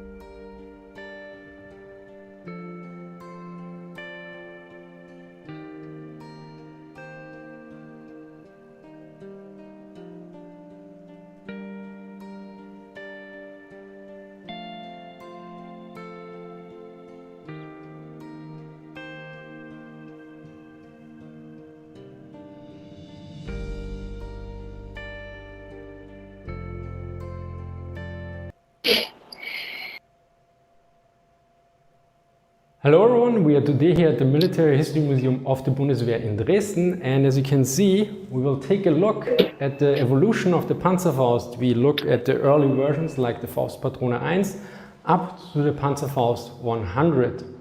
Let us start with the origin of the Panzerfaust. According to Fleischer, the development originated with a requirement from the Heereswaffenamt, the Army Weapons Agency, from spring 1942. To develop a simple anti-tank weapon for the infantry. This resulted in several different hollow-charge weapons that were of limited use, yet served as a foundation for the development of hollow-charge hand grenades. Trials very quickly showed that the muzzle power of the thrower was often insufficient to throw the hand grenade, becoming increasingly heavy to the required armor penetration, up to 40 meters away. On the other hand, an auxiliary device and the associated cumbersome loading and aiming process should be avoided at all costs. In November 1942, the suggestion was made to use a cartridge to propel the warhead. This cartridge should be directly connected to the warhead and have a jet exhaust on the opposite side to minimize the recoil. Additionally, it should be fired out of the hand or fist of the soldier. As such, the name Faustpatrone, literally fist cartridge, was chosen. Only later the name Panzerfaust was chosen. According to Zerloven, this name was given by Hitler, but I couldn't find any other source that noted this. I know that Hitler renamed the MP-44 into Sturmgewehr 44, since I saw the original transcript of the order myself in the German archives, which we include in our assault group. Of course, Hitler renaming weapons was by hand, but neither Fleischer nor Hahn include Hitler as the name giver in this case. And Zaloga does not list any German archive material that suggests a primary source as the foundation for that claim. As you might know, there were many variants of Panzerfaust. Let's go. It's time. We go. First, you have the Faustpatrone, often called Faustpatrone 43, although Rodman called it the Faustpatrone 42. Zaloga lists the second version, which was significantly larger than the first version. As far as we know, both were early prototypes. After various improvements, the first mass-produced Panzerfaust was originally named Faustpatrone 1 Klein, which later would be renamed into Faustpatrone 30 Klein, meaning fist cartridge 30 small, and finally called Panzerfaust 30 Meter Klein, whereas the 30 meters indicate the effective range. The small was to distinguish it from the next model, the Panzerfaust 30 Groß, meaning large. Initially it was called Faustpatrone 2. Be aware that names like Panzerfaust 1 and 2 were used as well. Different names were quite common. The next version was the Panzerfaust 60, followed by the Panzerfaust 100. And yes, although the range was improved, from the outside they looked pretty much the same. Jens Wehner will later explain how this was achieved. Finally, there was the Panzerfaust 150. The development was finished in spring 1945, yet it never entered into mass production. Only a small number were produced for trials. If you want to see one in real life, the MH in Dresden has one in the main exhibition, as you can see here. Additionally, Fleischer and others note the Panzerfaust 250, which only existed on drawing board. Although Fleischer claims it was finished after the war in the United States of America. Something I have not seen in any other source, so again I'm not sure if this claim is valid or not. Now, although the Panzerfaust looks rather light, the models generally increased in weight. Holy shit, far I was heavier sniping. than a first glance might suggest. In terms of armor penetration, the Damn weapons it. are mostly the Sniper. same with the exception Oh, of behind the us, behind version us. and the Panzerfaust 150. Be aware that depending on the source, the values might be different. Now, before Jens shows us how the Panzerfaust is made ready for combat, we look at This kid was how the camping, Panzerfaust goddamn. penetrate armor. The effect is called Munro or Neumann effect. So how does this effect work? Here you can see the Beat his warhead. ass. Such a warhead is generally called a hollow charge or a shaped charge. Parachute. As you can see, Another it one both right makes there. sense because the charge is both hollow and shaped. So when the warhead impacts, the impact fuse sets off the booster charge. This then leads to the detonation of the explosive charge, which focuses the explosion get back over there. and reforms the warhead's conical metal liner into a high velocity jet. You gotta be This fucking jet is kidding. so This fast fucking that it sniper, penetrates the bro. armor. Be aware it does not burn through. A common misconception and an error that I made myself. And Oh, that was you. since you know the basics, Jens Wiener will now show you how to operate the Panzerfaust. Now I will explain to you how the Panzerfaust could be used. At first you had to arm Watch the skies, wall. watch skies. Afterwards you have to pull out the safety pin. He's down. And then you have to pull out the aiming sights with the ranges. That could be, the Panzerfaust could be shot at. As you can see, this is quite simple, and that is one of the, Oh, reasons you why motherfucker, you. Panzerfaust was used Oh, he so got me. widely by the Volkssturm. He got me, hit me. From the Hit me, tanks Jesus, that hit me. were so trained in using weapons and Panzerfaust. The Panzerfaust should be used by nearly everyone. Gotta go. And that is one of the reasons why the manual All right, we gotta to get use with the everybody else. Panzerfaust was written on it. And by the way, all the danger warnings were also applied on the hull of the trying, Panzerfaust. I got his sniper, I got his At sniper, first, fucking bitch. You see here a German description Asshole. how the arming of the warhead could be made. And at second you see some There you danger are. warnings, Oh. like I got somebody over here. starker Feuerstrahl. Hold on, I'm means coming. Something like a strong I just seen some bitches fire under the damn jet thing. also, which comes out at the end of the tube. And this was really dangerous for persons who were I hit him. behind a Panzerfaust. You need a safety Oh, I got- distance from several meters. It depends a little bit how strong the Panzerfaust was that was used. The more range, the I'm more getting dangerous, fucked. the more I'm dangerous shot over the here. danger zone behind the Panzerfaust. Damn, y'all way That over this, there. Fuck. This description is written even 2 times on a Panzerfaust, so this means it was really a danger which couldn't be underestimated. And there's in Germany at least a quite famous war movie, The Bridge, where a Y'all wanna go for the soldier, load? Hitlerjunge is standing in a room Yep. and firing a Panzerfaust, and the old man is accidentally standing behind him. I'm almost there. And after the Hitlerjunge shots the Panzerfaust, it is shown that the old man Alright, I got my burnings is really hurt. I'm So covering. It was really dangerous if you stand. Yo, for cover me, cover me. Panzerfaust. I'm gonna go for your load. Now I we got come you. to the design of the Panzerfaust. God damn it. At first, God. there was no Panzerfaust, but the so-called Go to the other one, man. Yeah. My mistake. He cussing like a motherfucker. He's like, God damn it. I feel like a fucking stupid right now. Shit, my bad, bro.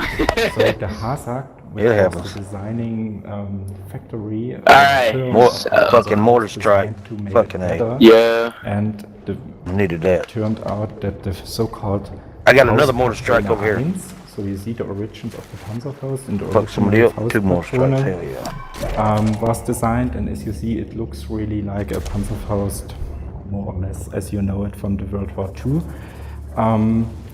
It had a warhead which was able, with an optimal range of 30 meters. That's the reason why Anybody? this Faustpatrone 1 or Panzerfaust Klein or whatever it was called, later got the name Panzerfaust. Gas is coming, bro. Because My the gas. optimal range for shooting this Parachute, was, parachute. 30 Around meters. there.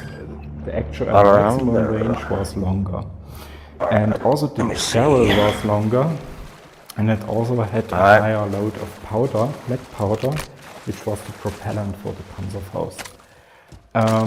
But there was one, let's say, major problem with the Panzerfaust, and this was the shape of the warhead, which too often slipped away from tanks, especially from tanks with sloped armor, and so the warhead and the shape change couldn't really penetrate the enemy tank. And so it was decided to change this to a flat warhead, so that the warhead was better able to hit the enemy tank and to penetrate it and not to slip away. And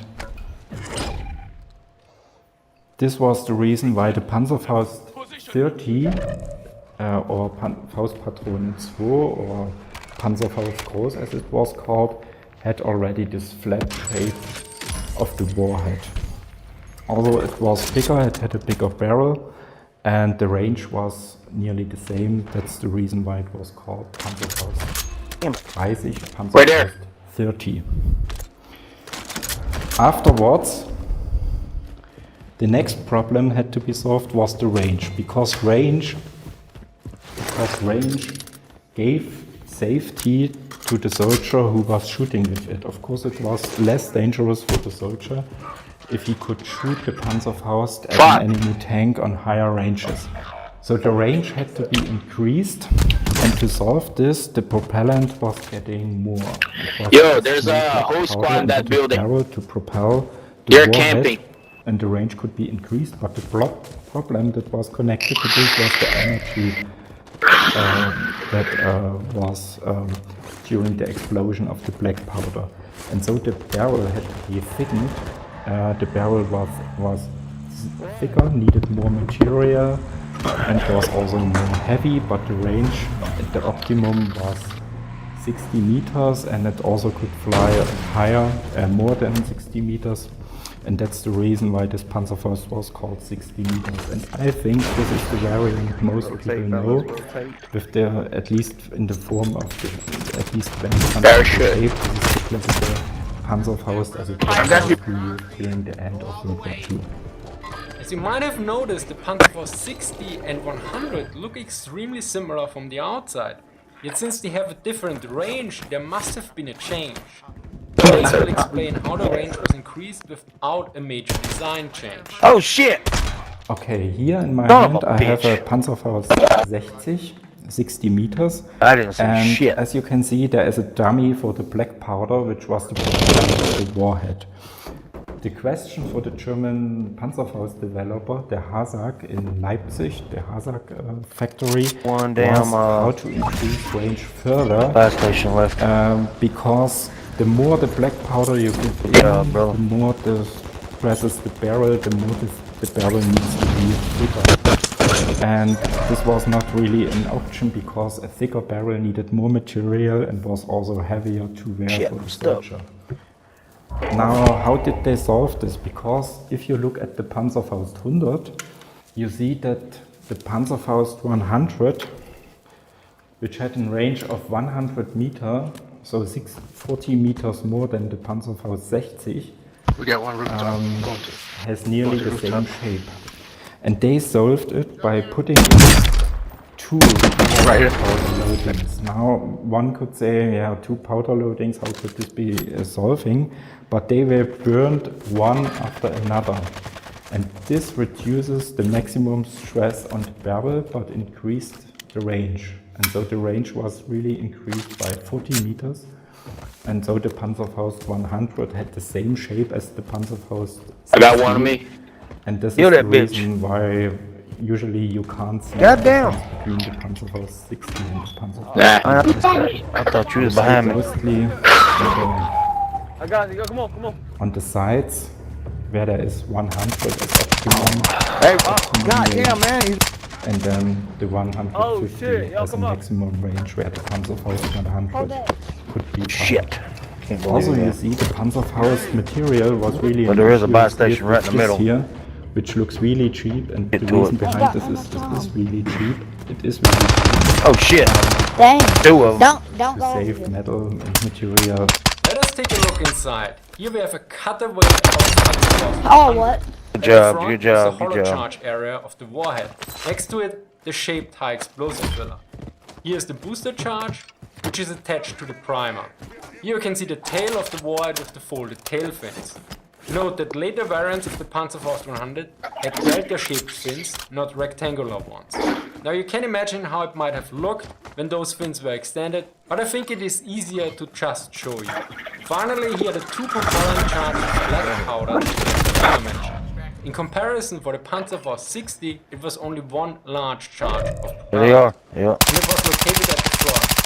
The Panzerfaust 60 had a propellant weight of 134 grams. Guarding that whereas the motherfucking buy Panzerfaust station. 100 Damn had it. 2 times 95 Up. grams.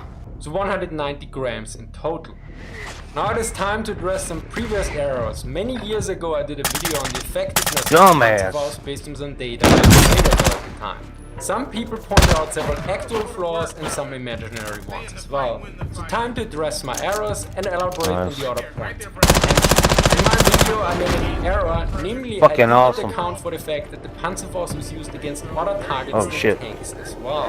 As such, the effect of the Panzerfaust You had us there. slightly lower Had than it. shown in the video. As such, it likely had a higher effectiveness. Some people noted that I did make a similar error with the ammunition of the anti-tank guns. This statement is rather unfounded, since I know that Came around that corner just a hair too fast. armor-piercing rounds, not high explosive rounds, is clearly indicated on the screen as we see here.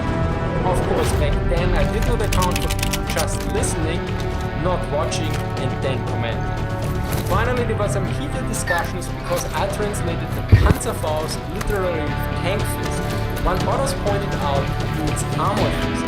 Some claimed the latter was the only correct meaning because in the regulations for the various Panzerfaust there's a huge armored fist support in the Smash NT-34. And as such, it is clear for them that armored fist is the only correct meaning.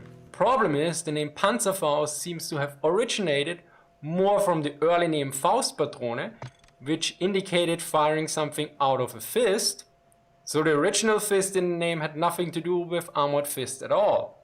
Similarly, another German anti-tank weapon was called Panzerschreck, which literally means tank terror. Yet here we have a complete change in meaning. In early to mid-war, Panzerschreck referred to the troops being in terror or shock from tanks, whereas the weapon's name should mean that the weapon is now a terror or better, a threat to the tank. So as you can see, the meaning of certain names change within several years quite strongly, and sometimes claiming that one translation or interpretation is the only correct one might be a strong oversimplification based on limited amount of data and or life experience. To summarize, the Panzerfaust was the result of the need of a portable anti-tank weapon for the infantry. It could be fired above a range that anti-tank hand grenades could.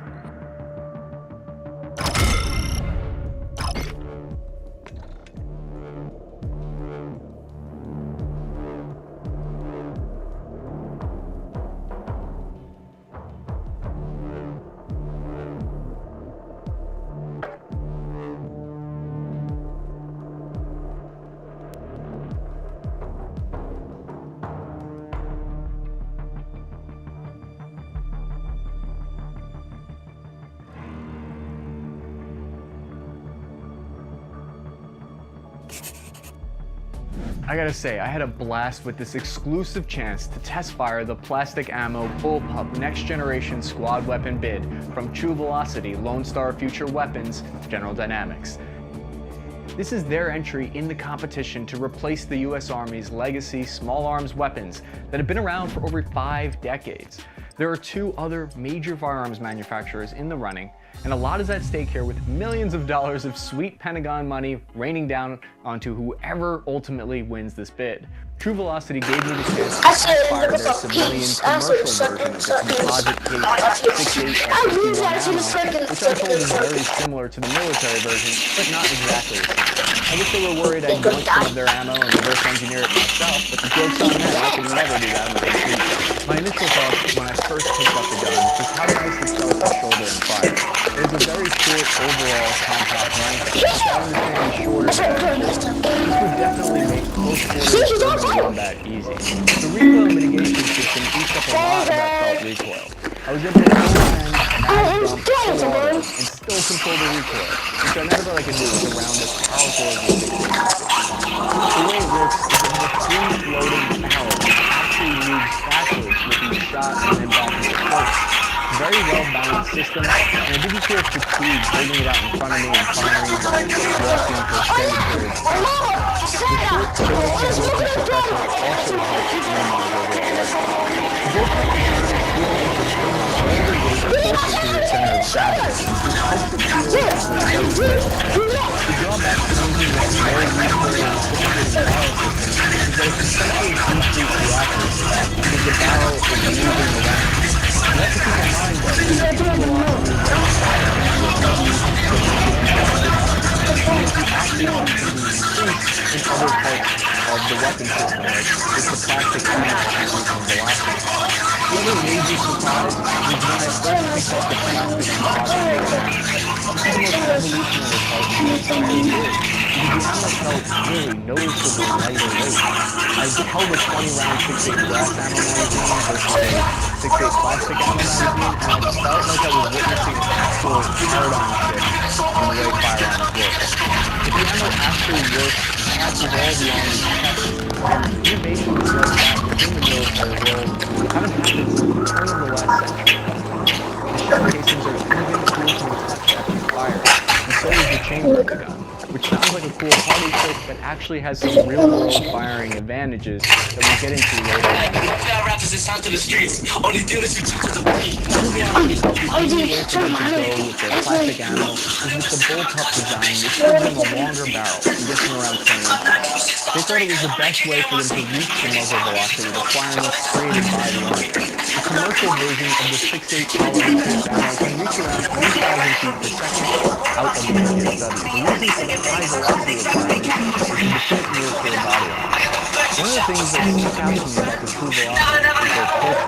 Walking through their facilities, I got a clear startup, close-knit family vibe of the company. They began as deer hunters trying to develop a lightweight hunting cartridge, and they quickly shifted into missions creating for defense contracts. This happened after some special forces teams expressed interest in the weight-saving basically allowed the troops to carry like 3 extra magazines on their hip for the same weight of offense.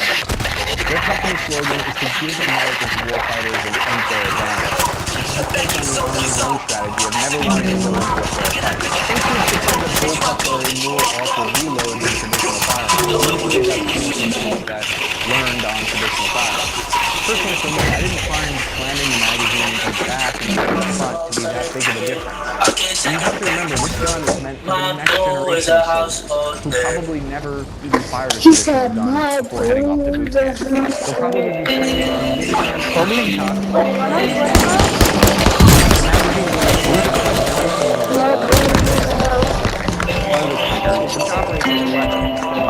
Which I really like. The bolt releases a simple shock sliding mechanism that looks alien compared to the M16 release, but very intuitive to operate, even easier than the fire selector is I had to look to make sure that it was in the right position instead of feeling it outright, so the firing selector is a little harder for me to figure out. The charging handle is located at the front of the barrel. All controls are ambidextrous on both sides. There's a few quick changes to the chamber, you can adjust rounds to either side for left and right. The trigger pull on the bullpup isn't actually as traditional firearms. It's more of a blunt pull than a refined one. It took me a minute to get used to the feel, but for conventional mass races, I don't see that being a problem. Not sure how this would affect accuracy at ranges of like 800 meters though. Even though, yeah, it's hard to teach an old dog like me new tricks, I will say that by the end of the 3 hours with the bullpup, I was already way more comfortable, and I felt like I'd learned to ride like a new bicycle.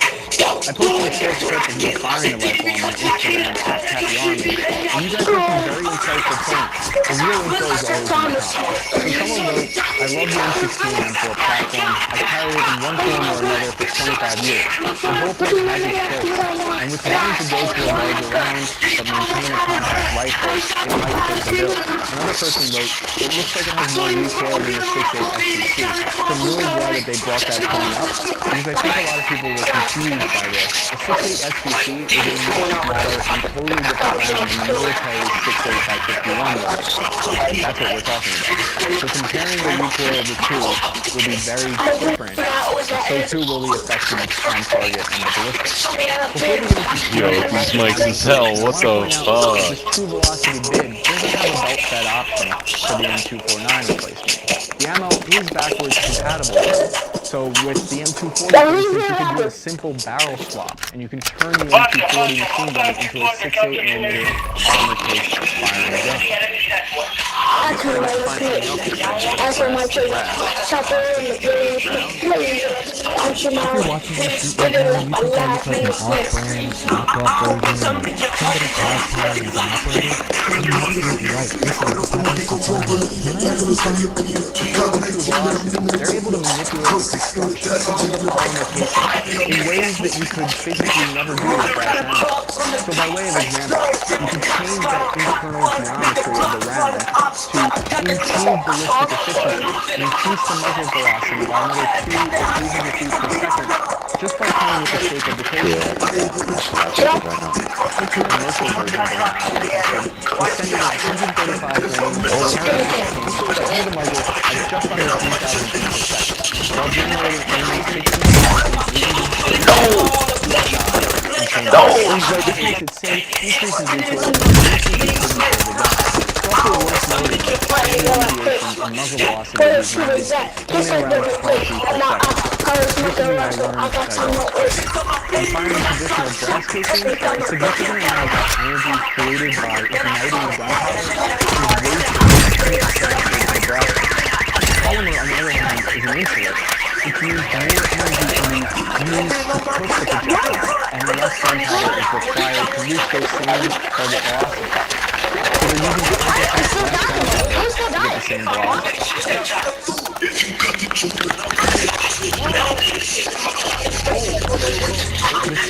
about the same weight as the much smaller 5.56 brass ammo. Another way to say this is it is 50% lighter than comparable valve ammo like the 7.62 51mm. This also has value when you think about cost savings for logistics, shipping ammo around the world, or putting this ammo on the helicopters instead of gas stations and save a lot of money. If you adjust these inexpensive, anyone, I'm a skeptical person from New York, Long Island, right? I don't believe anything anyone says to me. So I ask, why is that Diana Piece ammo ready to go mainstream now? What's different today compared to 30 or 40 years ago? And they gave me a really good answer. They said they molded through the flash hole and put a tiny copper washer in the primer pocket to protect the polymer. For what it's worth, they also patented that little nuanced suppressor. Don't go trying that at home, unless you want to hear from my words. I'm not a scientist, but I can say, with the help of my hands, I fired it and it worked according to my orders. If that isn't enough evidence for you, then you should know that companies are already shipping their plastic ammo to military forces around the world. The real question is, why haven't we seen this plastic composite ammo in any of the Call of Duty feature warfare games? Major Vance Cooper. So I want to say thank you to all you viewers, because I've never would have had this opportunity to test fire my next generation weapons. I want to follow you like you all have. So this has been a ton of fun, and I really appreciate that you all gave me this chance to serve you with this information. I know you were hoping I'd be able to test fire the third and final version. Well, they got back to me and said no go. What are you hiding, Textron? Please don't kill them people, man. They're literally so bad.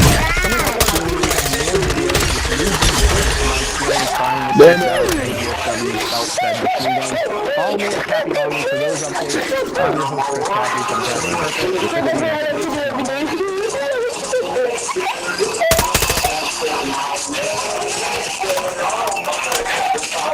every day, no doubt.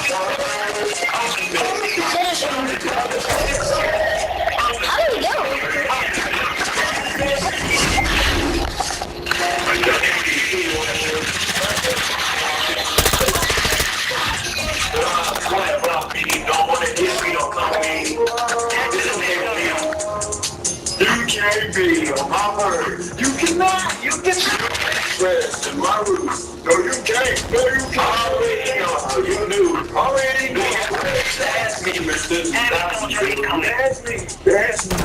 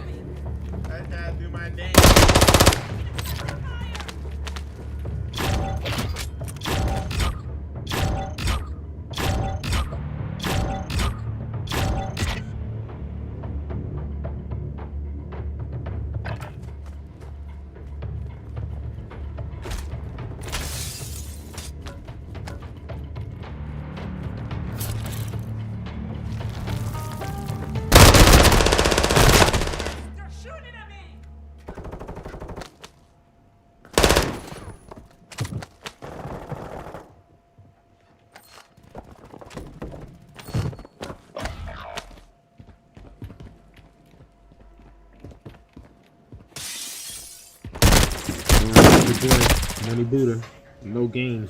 Wildfire's coming in. Let me show you something that's really hot on the market. We got Tesla off the fucking charts. Here we go, she's breaking over. Be careful when you come on in. Let me give you another one. Alright, it's your boy, Money Buddha, no games. Wildfire's coming in. Let me show you something that's really hot on the market. We got Tesla off the fucking charts. Here we go, she's breaking over. Be careful when you come on in. Let me give you another one.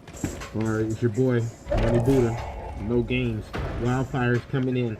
Let me show you something that's really hot on the market. We got Tesla off the fucking charts. Here we go, she's breaking over. Be careful when you come on in. Let me give you another one. Alright, it's your boy, Money Buddha, no games. Wildfire's coming in. Let me show you something that's really hot on the market. We got Tesla off the fucking charts. Here we go, she's breaking over. Be careful when you come on in. Let me give you another one. Alright, it's your boy, Money Buddha, no games. Wildfire's coming in.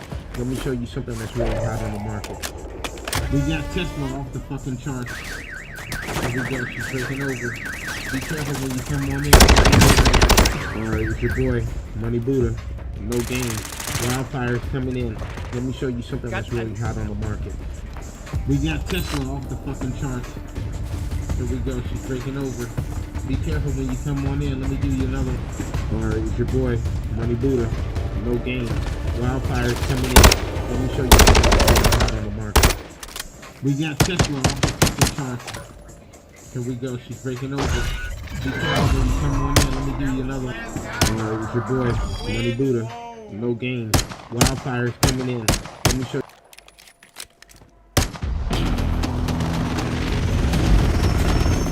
Yo, man.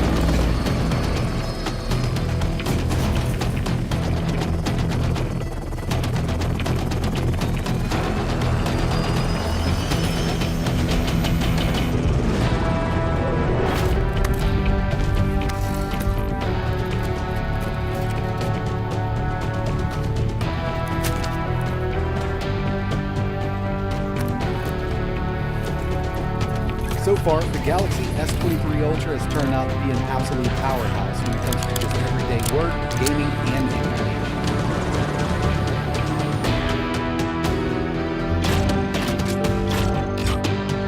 Hey, what's going on everybody? It's ETA Prime back here again. Today I'm super excited because I've I've got my hands on the brand new Galaxy S23 Ultra. Now when it comes to these Galaxy S devices, I'm a huge fan. This is my go-to Android device, but I only upgrade every 2 years. So last year I didn't pick up the S22. I'm still using the S21 Plus, and it served me very well. But when I saw the specs of the new S23, I knew I had to get my hands on it. And I usually go with the low end or even the Plus model, but this time I figured I'd go with the Ultra. And yeah, I mean, I think this is going to turn out to be a great device. And this video is more of a performance review. We're going to do an unboxing, we're going to go over all of the features and specs, we're going to run some benchmarks, test out some games and emulation. But yeah, with the new CPU they opted to use in here, I think we're going to be seeing some amazing performance.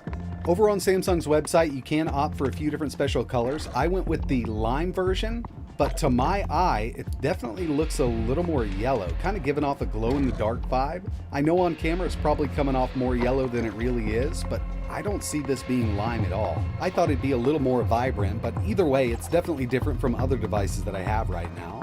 It was kind of a toss-up between this lime or purple. Maybe I should have went with the purple, but let's go ahead and get this thing on. Now, one thing that I'm really looking forward to is this display. I'm a huge fan of AMOLED displays, and with this, we've got the new Dynamic AMOLED 2X. It's got a refresh rate up to 120 Hz, it supports HDR10+, and we've got up to 1200 nits of brightness on this new Dynamic AMOLED 2X display from Samsung. Like a lot of manufacturers, even on their high-end devices, they don't include a charger. At least I got a USB Type-C cable, but I've got a ton of these laying around. It would have been nice to get a charger with this, especially given the price that these new phones are going for. And just like the non-existent S22 Note, basically they've kind of wrapped the Note up inside of the new Ultra. So we do get the S Pen, and by no means am I an artist. As you can see, I can hardly draw a stick figure, but it does come really handy for taking notes. We can also kind of cut and paste different pictures just using the S Pen itself. Actually really enjoy using this on the S23 Ultra. Taking a look at the specs, for the CPU we get the new Snapdragon 8 Gen 2 SoC. This is an absolute monster when it comes to ARM CPUs. We've got 3 A510 cores at 2 GHz, 2 A710 cores at 2.8 GHz, 2 A715 cores at 2.8 GHz, and we get that one big X3 core running at up to 3.36 GHz. I mean, this thing puts out some amazing performance. The unit we're taking a look at in this video has 12 gigabytes of RAM and 512 gigabytes of storage. Unfortunately, with all of these new Samsung devices, at least the higher end ones, we don't get micro SD card support.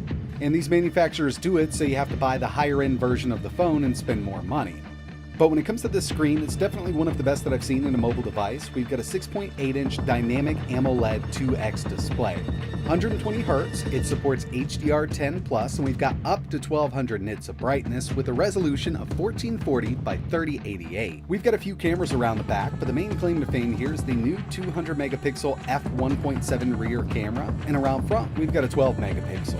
A 5000 milliamp hour battery with 45 watt quick charging capabilities, and it's running Android 13 with One UI 5.1, but remember, since we're working with a new Galaxy S device, we also have Samsung DeX. And this will work wired or wirelessly, so yes, we do have HDMI or display out of USB Type-C, otherwise known as alt mode, and I will have a full Samsung DeX video coming up with the Galaxy S23 Ultra, because I really do think that this could be a desktop replacement. And of course, when it comes to the overall user experience of One UI 5.1, this is really quick. I mean, we've got more than enough power to kind of push through anything. Everything loads up really, really quickly. And I just can't get over how beautiful this 6.8-inch AMOLED display is. I think they've done a bang-up job. And the last device I used that really impressed me with its display quality was the Pixel 7 Pro, but I think this has a beat. It's definitely personal preference because I'm a huge fan of AMOLED. I just love those saturated colors, but yeah, this does look really, really nice.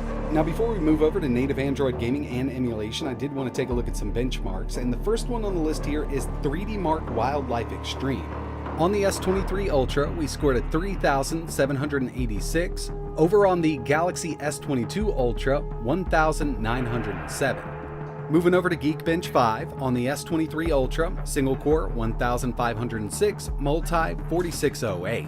And the final one here is Antutu, coming in with a 1,216,893 on the S23 Ultra, versus, right there at 850,000 on the S22 Ultra. So obviously, when it comes to these synthetic benchmarks, it's putting down some good performance, but now it's time to take a look at some real-world gaming. And first on the list, we've got Diablo Immortal. This game runs great on a lot of different devices, and right now we're at very high 60 FPS. Unfortunately, at the time of making this video, we can't go up to the epic settings. It's just grayed out right now, but I'm sure it'll be unlocked for this device later on down the road. Here's Call of Duty Mobile, and with this we can go up to 90 FPS, but unfortunately, as you can see, my camera just really isn't picking it up great, so I'm going to swap back over to 60. So we're at very high settings, 60 FPS, and again, we've got a game that runs just fine on the Galaxy S23 Ultra. And by the way, the controller I'm using right now is the Razer Kishi V2. I'll leave a link for it in the description. The S23 Ultra fits in here perfectly. It really does fill this controller out.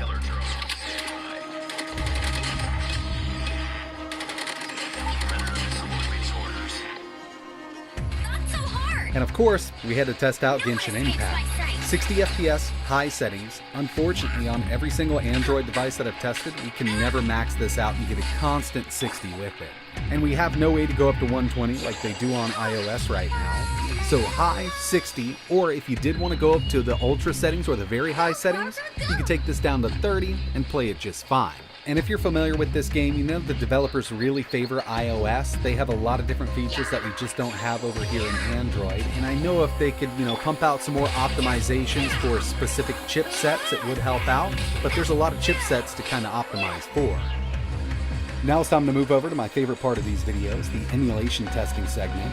Here we have some PSP using PPSSPP, kind of starting off light here, but we are at 5x resolution with Ghost of Sparta. Vulkan back in, running just fine. And we could actually upscale this a bit more. I could go up to 7x and still get a constant 60 out of it. And when it comes to the easier to emulate games, even something like Tekken 6, you can max it out at 10x, but it really doesn't make sense given our screen's resolution. Either way, as long as the PSP game is compatible with the emulator, it's going to run it at full speed. Moving over to some 3DS using the Citra emulator, we're at 3x resolution, and unfortunately we still don't have a Vulkan back in, so we're using OpenGL, but these Snapdragon chips do a great job at OpenGL, so we're good to go at 3x with this emulator.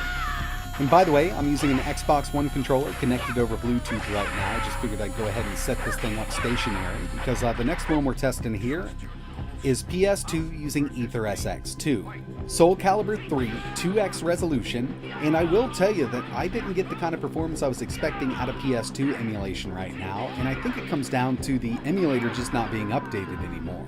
Don't get me wrong, I mean, even something like God of War 2 at 2x runs really well, but I was expecting to be able to go up to around 3x with this one, but unfortunately, when there's lots of particles on screen, it does dip on down.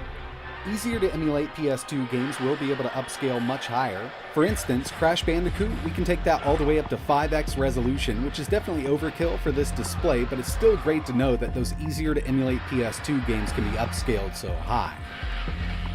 Now it's time to take a look at some GameCube emulation using the Dolphin emulator.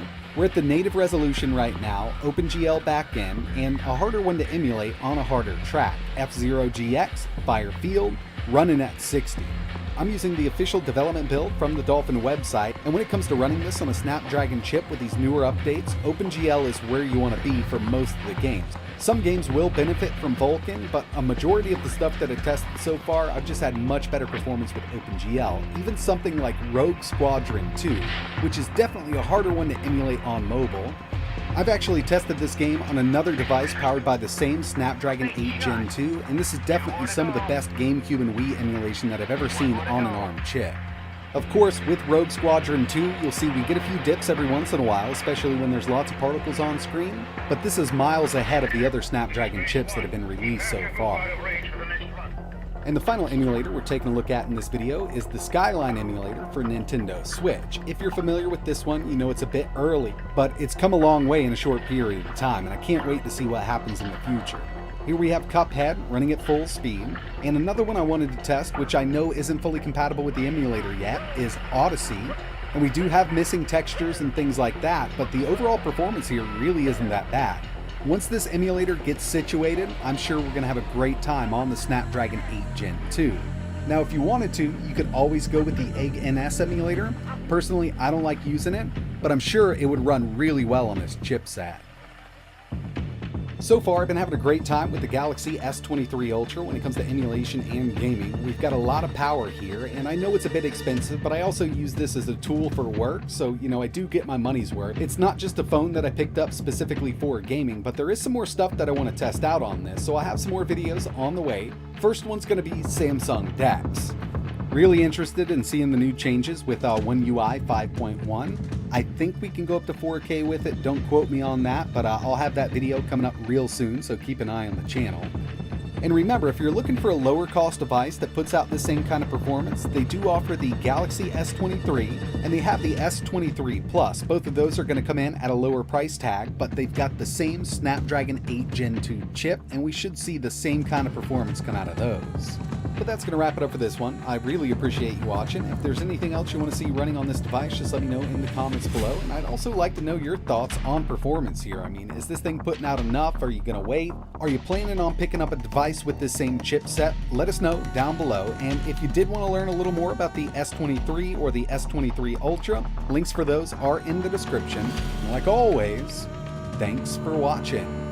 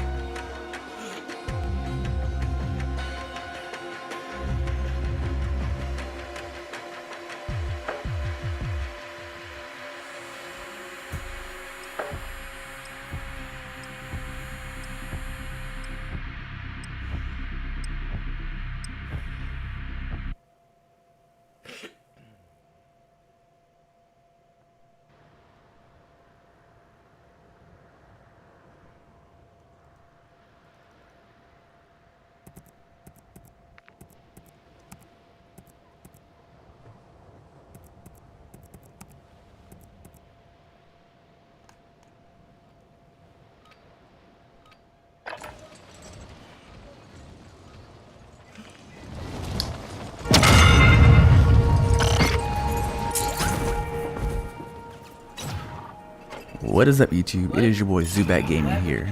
Today I got a little treat for you guys. Today I'm going to be purchasing the Trophy Hunt calling card. I have been grinding and grinding and grinding, and it's probably one of the worst rewards you can possibly get in gaming history. The amount of dedication it takes to get this is ridiculous. I decided to go straight for it and pretty much just grind straight for it. Because it's done like everyone else is going to do, just take my time and, you know, get it before the end of the season. But I decided not to. But let me break down my hardships and my pain and agony about getting this calling card. So in order to get this calling card, you have to get kills in the game, and you have to collect these little coins that drop from your enemies, trophy coins, right? Trophy hunt coins.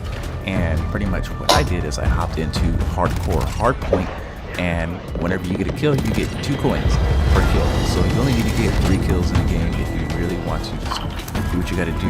And hardcore, or you can pretty much fly right on by. And so that's what I did.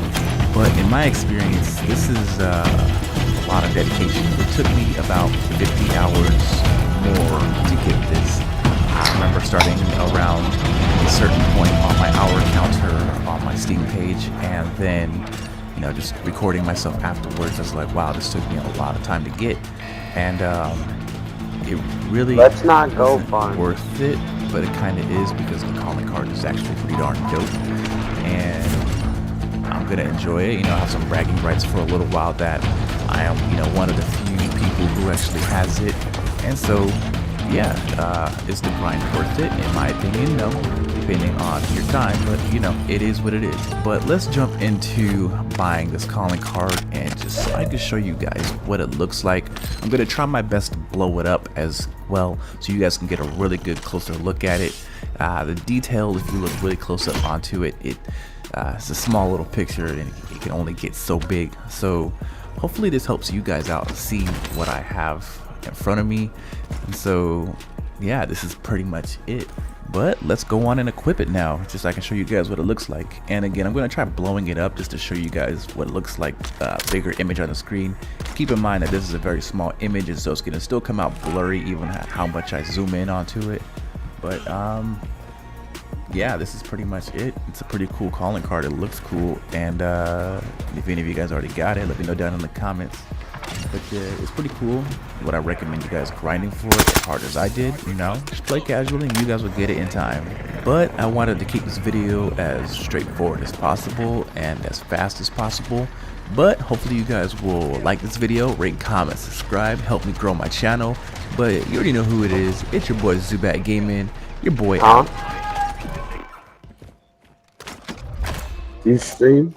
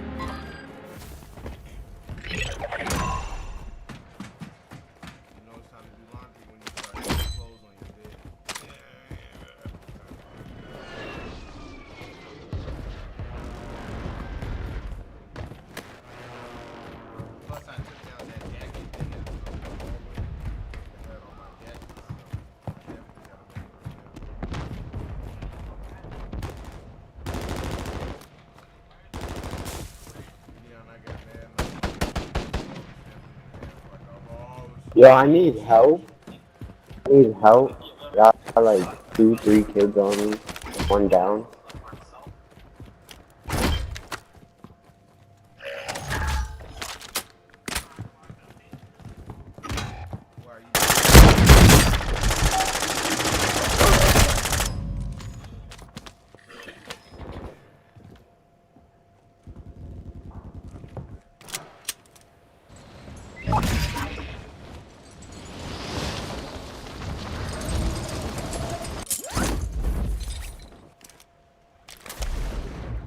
I'm 2 for 2, bud. What was the last one? Oh, that's a different team. I'm a fucking Dolphins.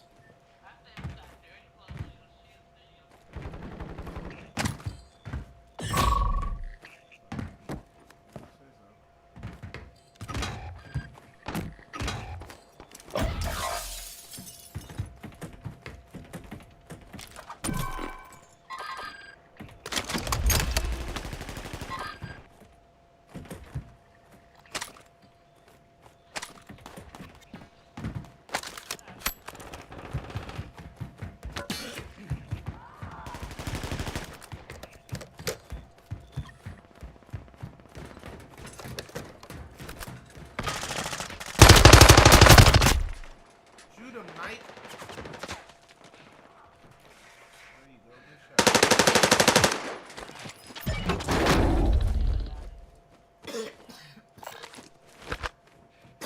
Please don't take my loot.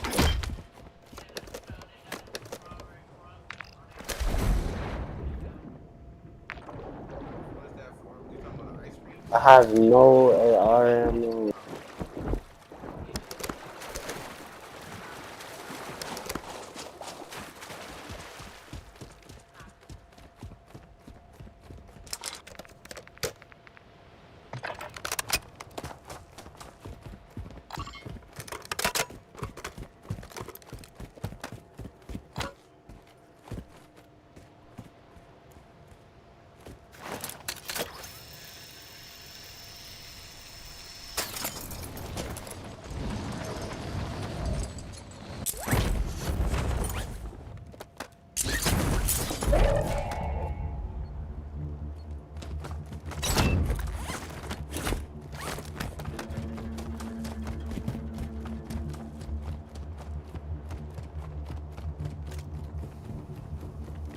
One down.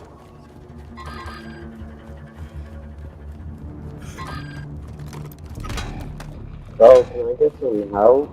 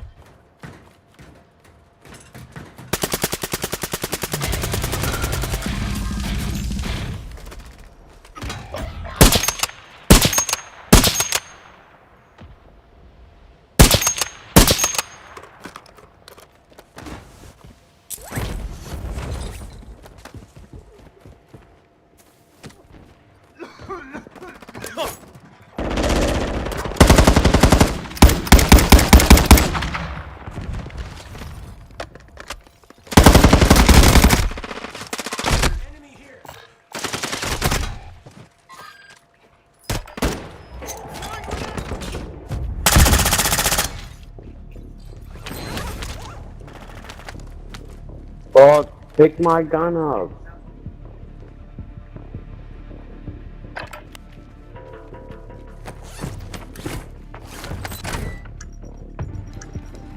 Is that the whole team dead?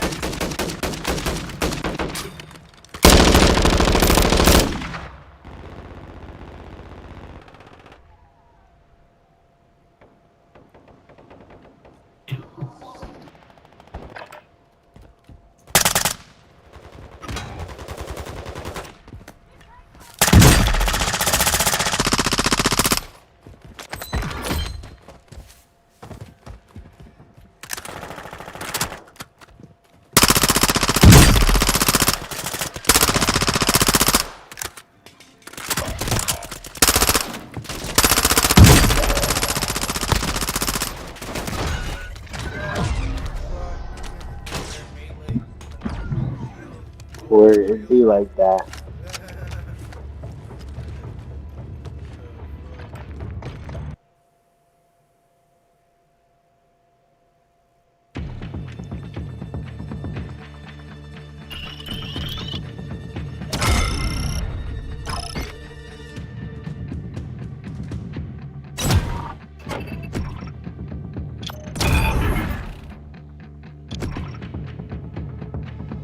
Already got it. Let me know down in the comments. But yeah, it was pretty cool. What I recommend you guys grinding for it as hard as I did. You know, just play casually and you guys will get it in time. But I wanted to keep this video as straightforward as possible and as fast as possible. But hopefully you guys will like this video, rate, comment, subscribe, help me grow my channel.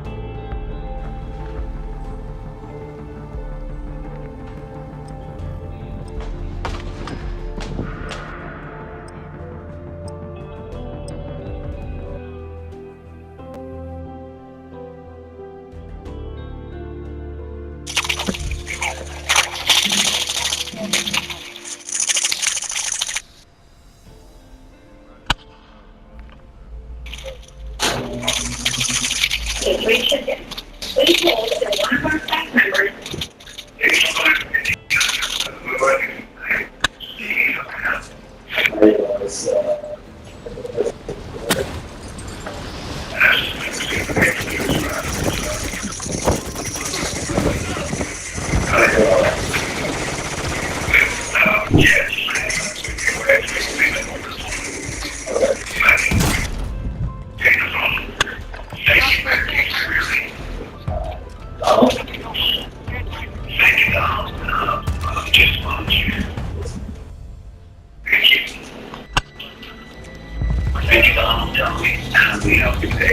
I'd like to get one Friday special. Yeah, with your chicken, okay? Yes, sir. Okay, one Friday special.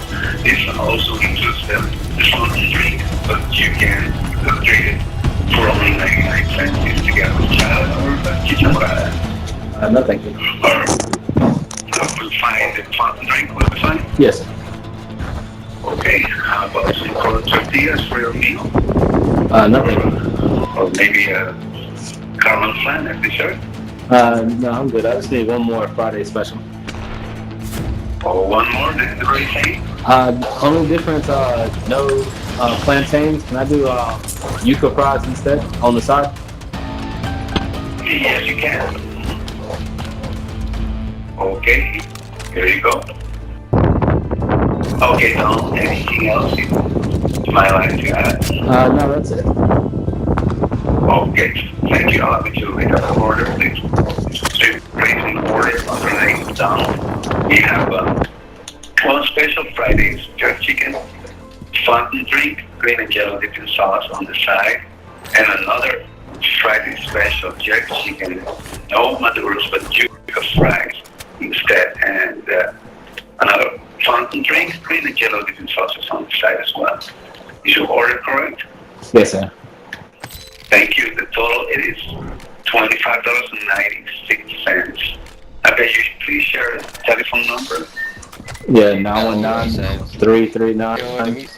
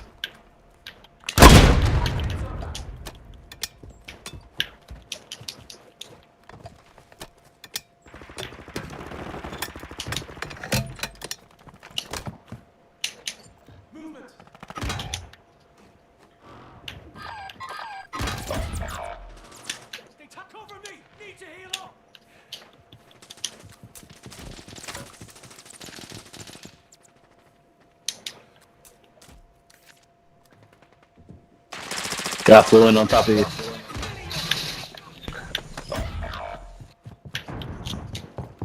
God damn, bruh.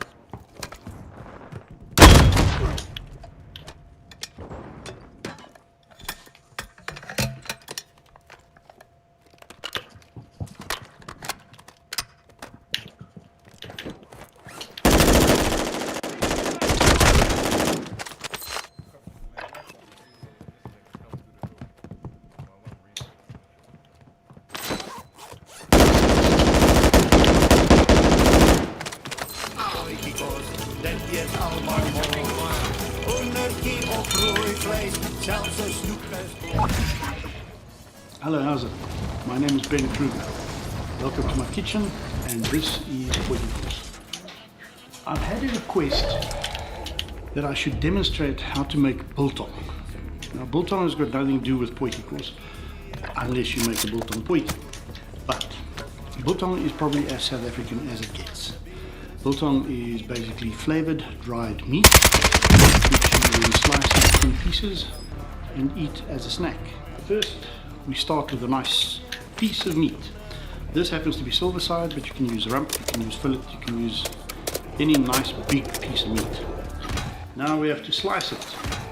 And to slice it, you need a really sharp knife. Now you will see that there's a nice layer of fat on it, and biltong needs to have a bit of fat on it, I always say. I'm going to slice it so that each piece of biltong has a little ribbon of fat running around the back of it. So we start, we slice pieces about that thick, it's about 1 centimeter. Then you're going to need a container like this that can seal very well. Put your piece of meat in it and slice the next one. And you continue on in this vein until you have a layer of meat in your container. Once you have a layer of meat like this, you take brown vinegar and you pour it over. Make sure that the meat is completely covered with the vinegar, like that, and then continue on with another layer.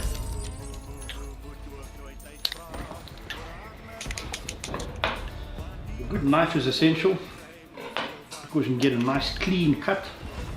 If your knife is blunt, you're not going to get that, and your biltong when it's done will look awful.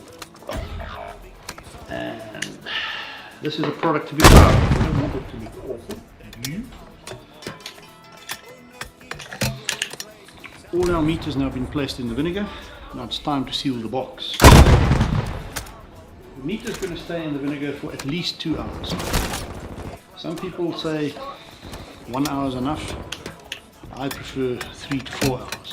What the vinegar does, kills the harmful bacteria and helps to preserve the meat. Now, in this container, I can flip it over every hour or so to make sure that the meat is completely covered with vinegar. When the meat comes out of there, you pour the vinegar off and you pat the meat dry with paper towel.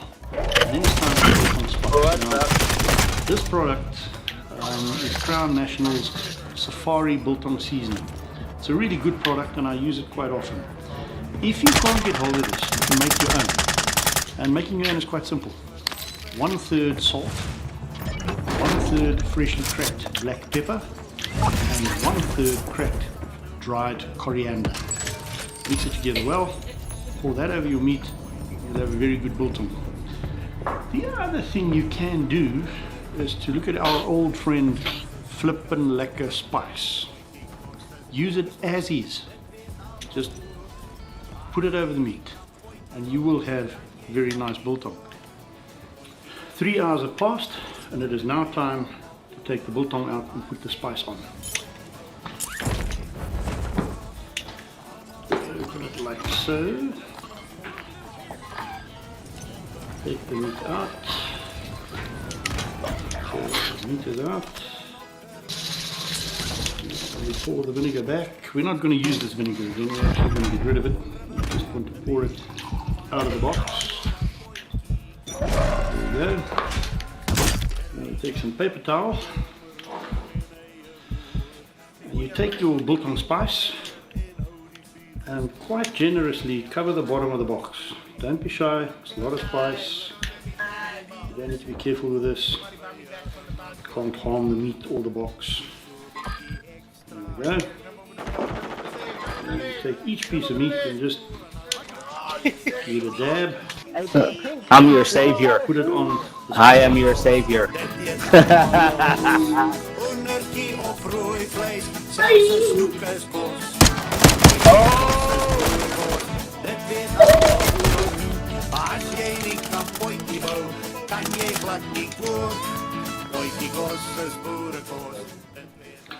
Our meat is now thoroughly covered with spice. I'm just tapping it a little bit.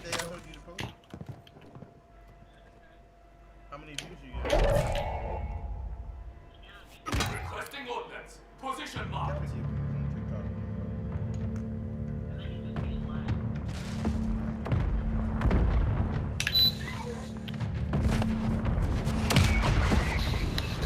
Yo, come back, Yellow. Come back.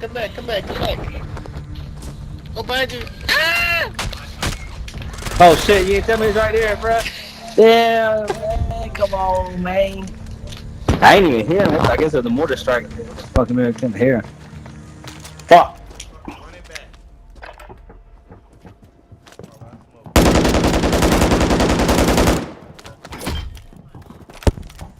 Oh. Green, you gonna bring it home? I'm about to say, Green said she's still alive. You saying that? One more behind you.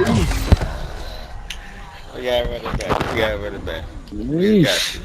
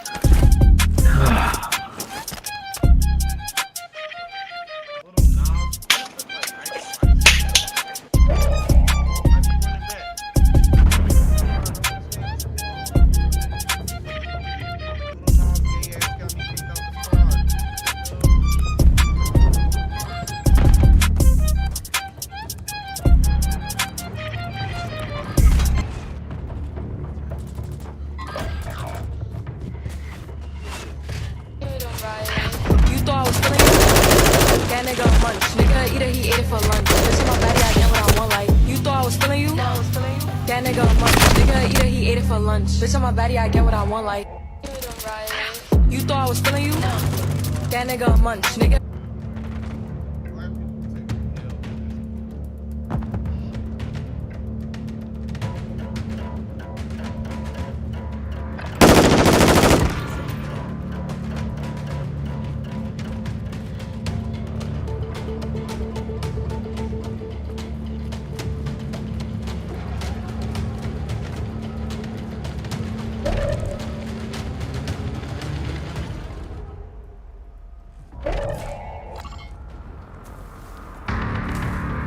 US Army is officially switching to the 6.8 by 51mm XM5 main battle rifle and the XM250 machine gun. It's going to replace the decades-old 5.56mm M4 and M249.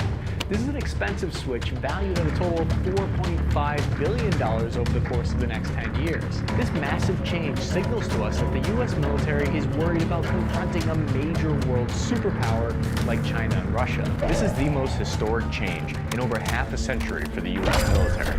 I have a theory as to why the only weapon they didn't replace is the M240. But we'll get into that later. Everyone else gets to retire but you. Back to work, M240. Any change in the military at this scale will be risky, and there will be the possibility that this will be a huge mistake. At the very least, there's going to be challenges ahead to overhaul the military's training, tactics, and fighting doctrine. In this video, we're going to examine if the US Army is up to the task. Did they make the right decision, or a giant blunder by switching to the 6.8 XM5? Okay, I have a quick update on the behind the scenes at Task and Purpose. As you know, we're investing a lot of money into the freelance video editors, full-time staff. We're making the best content we can. But in order to do that, we need to partner with like-minded companies like DealDash. DealDash reached out, they said they like our style over here. I looked at their app and I said, you know what? Feeling is mutual. As you know, I just moved, so I'm always looking for deals. There's a lot of stuff that I need that I don't have right now, and DealDash is a great place to go and get just about anything you can imagine. For instance, I know they got PlayStation 5 on there, they have cars on there. I saw a PS5 get sold for $143. The way it works is you buy bids. Each bid is about 15 cents. Then you go to an item that you like, and then you bid on it. Say I want this Dunkin' Donuts gift card. It instantly tells you where you are on the competition for that item. This Wilson & Miller Tactical Combat Flashlight, value of $65, sold for 48 cents here. And the best part is shipping is always free. If you want to know a little bit more about why I trust DealDash, they've been around for 13 years. If you want to talk about how to scale business, they've worked over 20 million users with them. It's a win-win here because it helps support the channel. They can also get you great deals. By next year, in October of 2023, the US Army will have acquired 16,348 of the XM5 battle rifles and 1,704 of the XM250 belt-fed machine guns. Those will be handed out to the close fighting force. Once those rifles reach troops, the weapons will be reclassified to the M5 and the M250, dropping the X from the name. This signifies that the initial trial phase is over and they're ready to go into full production. At that point, they scale up to only 120,000 with these weapons. That number represents all CAD scouts, combat engineers, medics, and fellow observers. Remember, only about 25% of soldiers are actually combat arms warriors. So the rest, like your supply, logistics soldiers, they will all likely be holding on to the M4 for the foreseeable future. The initial order will cost taxpayers around $20.4 million. An additional $20 million was awarded to begin production of the revolutionary new 6.8 by 51mm steel hybrid brass ammunition at Utah's Lake City plant. This location produces about 2 billion rounds of ammunition each year, which will represent the vast majority of the U.S. military's small arms ammo. At the end of the competition, it came down to the two very limited choices. The Army chose not to go with the bullpup or plastic-based ammo. Some of the potential reasons for why I think they made this decision is that it might have come down to the fact that General Dynamics did not have a belt-fed machine gun option. It could bureaucratic organizations are notoriously risk-adverse, and it could be the case that the Army was worried soldiers wouldn't be able to adjust to the bullpup season. It's also very possible, I think, that 6 weapons were far more accurate and had better effects on target. As many of you know, I've been following this weapons competition very closely for the past 3 years. My unhealthy obsession with this program is what brought many of you to subscribing to this channel in the first place. Over the years, I've received a lot of comments about how this weapon would never be adopted and how it would end up on the weapons channel in a year's time. Many people said I was an idiot for ever even thinking the Army would pull the trigger on this switch. Well, joke's on you, it turns out that has nothing to do with the reason why I'm an idiot. The Smith & Wesson Model 500 revolver is the most powerful 5-shot firearm in the world and fires the 50 caliber caliber S&W Magnum cartridge. The round is Oh, too tight. 12.7 We'll by have to send that one back. 57.2 millimeters in size, and Right. here's what a tiny 9 millimeter looks like next to it. Perhaps not the most practical pistol in the world, but certainly one of the craziest. If you're an avid gamer, you've probably seen this weapon. Pero in eso no Call te of Duty, quiere, yo se lo Modern dije, Warfare yo, 2, it's not gonna affect you. and Resident I will Evil try it 5. out. But despite the revolver's popularity among video game designers, it's rarely used by soldiers in real life. The gun's recoil is so powerful that it can twist your wrist. Remember this scene from Men in Black? Well, that's what this Smith & Wesson does in the hands of an inexperienced shooter. And in rare cases, due to the round's large powder filling, the gun can even detonate in the shooter's hands. Yep. This monster is 199 millimeters long Yep. and weighs about 2 kilograms. Yeah, I'm gonna run this game, and once One I'm day done, you'll I'll. decide to slice a watermelon with this revolver, then I have bad news for You you. heard? Not only can it easily penetrate a car door, but also anything behind it. Several years ago, someone set the world record for the number of shots fired from an S&W 500 Magnum. Believe it or not, they were able to fire all 5 rounds from this hand cannon in just 1 second. This firearm was made for hunting big game such as grizzly bears. Famous military presenter R. Lee Ermey once even compared the Model 500's recoil to getting punched by Mike Tyson. Our advice would be to steer clear of anyone who owns this revolver. Here is the largest and most powerful Pfeiffer Zaliska 600 Nitro Express revolver. There are only 2 of these in the world. It weighs 6 kilograms, as much as 2 AK-47 assault rifles. The length of this monster is 55 centimeters. This model was developed by the Austrian designer Adolf Zaliska in 1995. The revolver was designed for the most powerful hunting round of its time, the 600 Nitro Express 15.2 by 76 millimeters. Firing this pistol is dangerous and very expensive. One shot costs between 70 and $100 depending on the country. This gun has been known to cause concussions for shooters not wearing proper ear protection. This revolver was intended for hunting African game like buffalo and elephant. Until 1988, the 600 Nitro Express was considered the most powerful round, until it was replaced by the heavy-duty hunting cartridge, the 700 Nitro Express. This round is capable of knocking down a running elephant. Special double-barreled rifles are made specially to handle its insane recoil.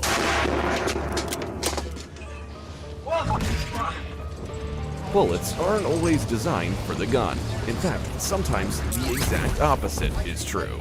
If you're not sure what we're Let's talking get these about yet, niggas, man. allow me Hey, yo, to they coming introduce for you, to old block. the Oh, he's ready, yeah, old 700 block. Holland & Holland double rifle, a 2-barrel man. gun Yo, designed Calvin, to come here, withstand come the switch this tremendous shit, bro. recoil of the .700 This is Nitro pissing me off, Express bro. hunting cartridge, which took 10 years to create.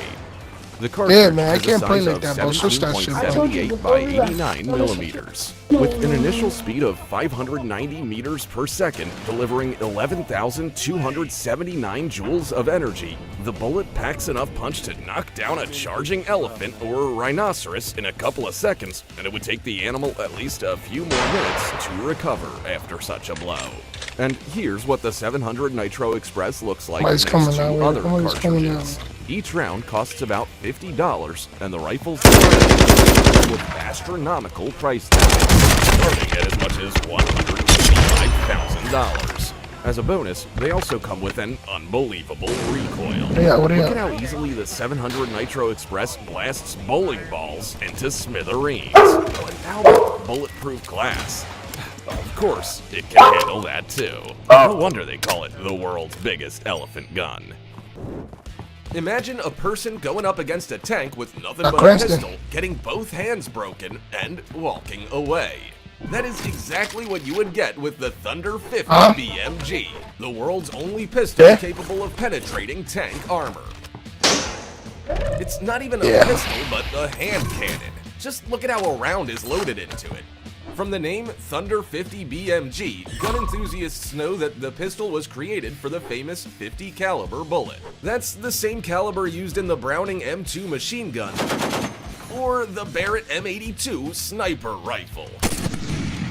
This pistol really can pierce tank armor, but only at close range and in the most vulnerable places. The Thunder 50 BMG has never entered service. It has a very high recoil, capable of inflicting severe injuries to the shooter. The only people interested in this pistol are weapon collectors who don't mind putting their hands to the test. 950 JDJ 24.1 by 75 millimeters.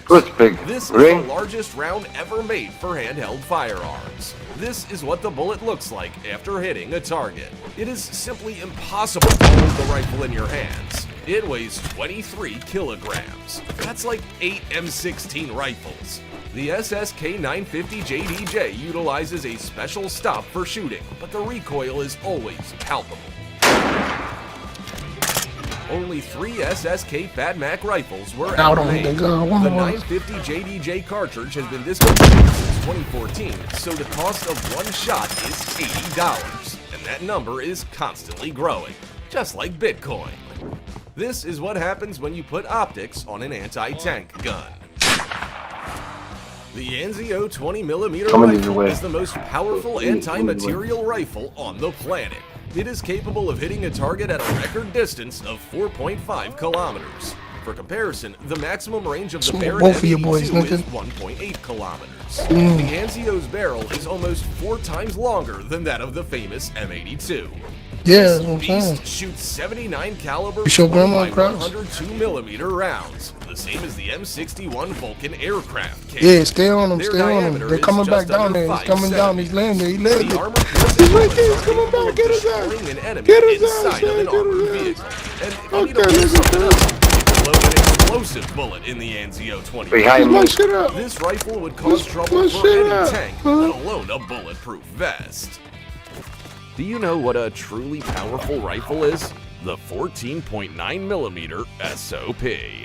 The rifle's bullet weighs about 1,000 joules of muzzle energy. It's no surprise then that such a monster can easily pierce straight through a tree. I definitely don't recommend firing it from the shoulder because the gun would literally fly right out of your hands. It has an initial speed of over 1 kilometer per second with a total effective range of 5 kilometers. And even at that distance, the bullet hits harder than a conventional heavy machine gun from 1.5 kilometers. So basically, if you ever decide to go hunting for a T-Rex, don't forget to bring this rifle along. The Soviet KPV is an explosive mix of a machine gun and an anti-tank rifle. This demon can pierce armor up to 35 millimeters thick at a distance of 300 meters. Just take a look at the rounds that are loaded into the KPV. Those are 14.5 by 114 millimeter anti-tank bullets. They make the 50 BMG look like a little brother who needs to be taken to school.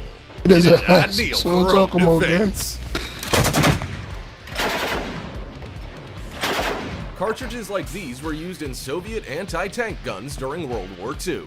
The KVP can engage targets at a distance of 2 kilometers and also fire at targets at an altitude of 1.5 kilometers. Not surprisingly, the machine gun has been considered the most powerful in the world for 70 years. Another famous Russian machine gun is the Cord. It's the real Robin Hood in the world of machine guns. The Cord often has a scope mounted on it. Due to its high accuracy, it's referred to as the sniper machine gun. The 12.7 by 108 millimeter caliber can strike the enemy through the walls of a building. At the same time, its relatively lightweight allows for firing both with the stand and while being held. Put that outfit that don't fit you back in the box. Put the bag with the receipt. Make the Cord machine gun simply a universal soldier.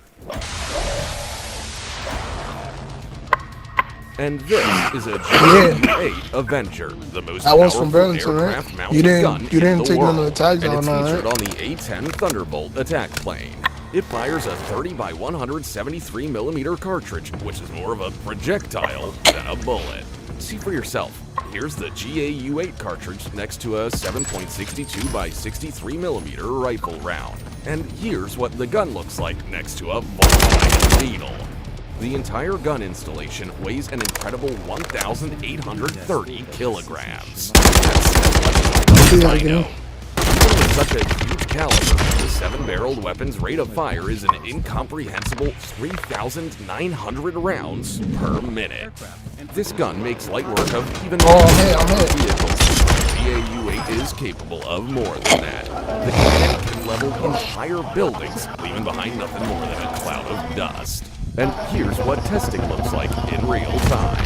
Just a couple of seconds, and a huge military vehicle is turned into a piece of Swiss cheese. According to an urban legend, the cannon's recoil was so powerful that it neutralized the A-10's engine. So the attack aircraft had to be redesigned. But all of the feats of fire mentioned so far are a joke compared to this legendary American veteran. Of course, we're talking about the M134 minigun, the absolute record holder of rapid fire. In just 1 second, its 6 barrels can fire 100 bullets. That's nearly 3 full AK-47 magazines, and each cartridge measures 7.62 by 55 millimeters. The M134 minigun is capable of hitting the enemy up to 1.5 kilometers away, but it's most effective at close range. It's scary to even imagine being in the M134's line of fire. That's right, this car stands absolutely no chance against such a weapon. This machine gun would definitely be worth picking up for a zombie apocalypse. The M134 minigun is widely recognized as the greatest machine gun of all time and has made regular appearances in Hollywood movies, starting with the legendary Predator. It was also used as a portable machine gun in Terminator 2, after which it began to be used by all the buff guys in movies, because no one else could carry 39 kilograms. And here's how the gun looked in the games Call of Duty and Fallout. In real life, the M134 minigun's red-hot barrels look even cooler. But the M45 quad minigun is a weapon you'll never forget. Its core consists of 4 miniguns that can fire up to 12,000 rounds per minute. Whether there are any plans to produce the M45 quad for any practical application is currently unknown. So for now, all we can do is sit back and enjoy the show. The M65 was the world's first atomic artillery piece and the most powerful mobile cannon in American Army history. One such weapon could easily wipe out a whole enemy division of about 17,000 men and their gear. Nicknamed the Atomic Cannon, it used W9 shells with a length of 138 centimeters. These shells weighed 364 kilograms. The M65 could fire an atomic warhead a distance of 24 kilometers. The shell would not hit the ground, but rather explode in midair, which increased its destructive radius. As an M65 cannon weighed 42 tons, it was transported by 2 special trucks. 15 minutes after firing its round, the atomic cannon was moved to another location, making it hard for the enemy to detect. In 1936, Adolf Hitler wanted the largest artillery weapon in human history and was willing to shell out 10 million Reichsmarks for it. So Gustav Krupp designed the Schwere Gustav for him, a giant 80-centimeter, 1,350-ton railway gun. The weapon fired 7-ton armor-piercing shells, 2 tons of which were just the gunpowder. A single shot was capable of destroying an ammunition depot buried 30 meters underground with 10-meter concrete walls, or just leave behind a crater the size and depth of half a tennis court if they missed. It took 106 railway cars and 5 trains to transport the 47-meter weapon, along with all of its equipment and crew, a column that stretched the length of 17 soccer fields. It took 250 people 54 hours of round-the-clock work to assemble the cannon on site, but not before 4,500 workers laid the rails to the correct location. The weapon's strike range reached 39 kilometers, so during its only use on Sevastopol, the artillery piece was placed 25 kilometers away from the city. But due to 740 meters error in accuracy of launches, the strikes were ineffective. It also took 45 minutes to prepare and load the gun, and only 14 to 16 shots could be fired per day. For that amount of money, they could have produced 250 units of 150mm howitzers, which would have been more useful, but who cares?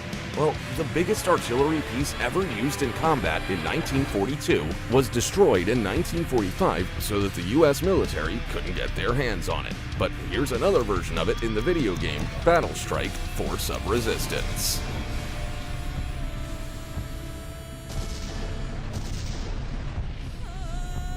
In spite of the name, the American Little David mortar was the world's largest. With a caliber of 914 millimeters, it still holds the record for the world's largest caliber artillery piece.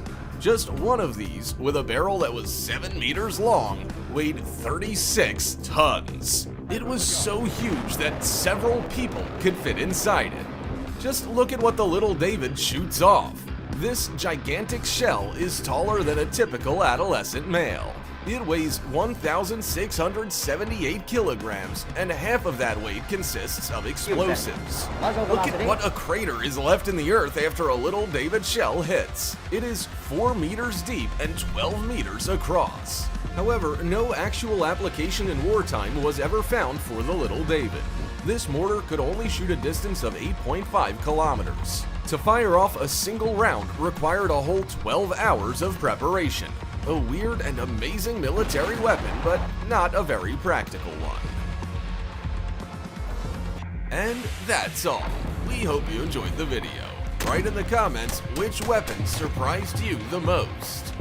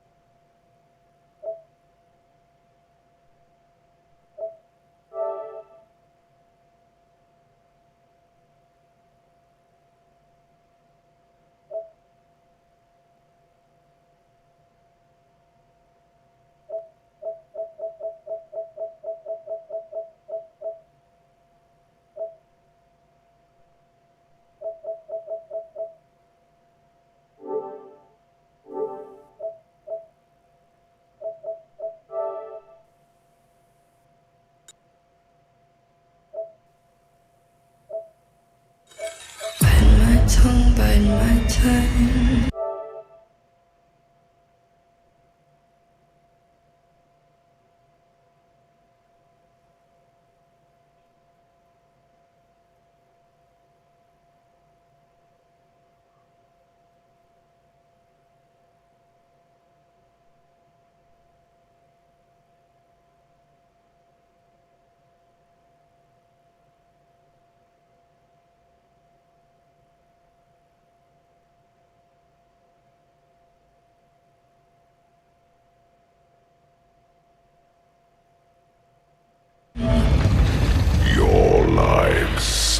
Wait till the world is mine. Depend on what you do next. Fall for these ocean eyes.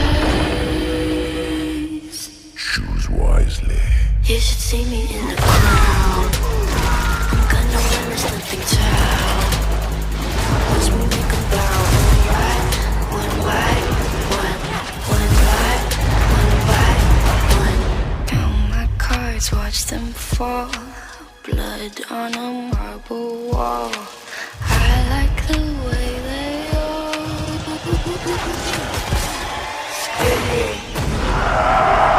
crown. Gonna win this living town. Watch me make them bow. One by one, one by one. You should sing for the crowd. Your silence is my favorite sound. Watch me make them bow. One by one.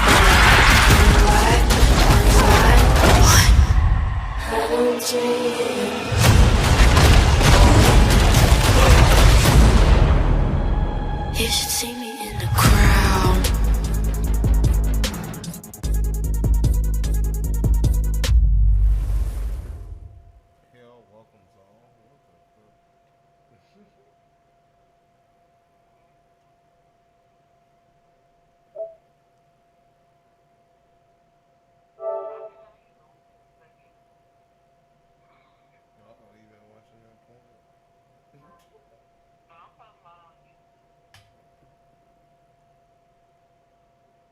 Click on it, it says remove, I think.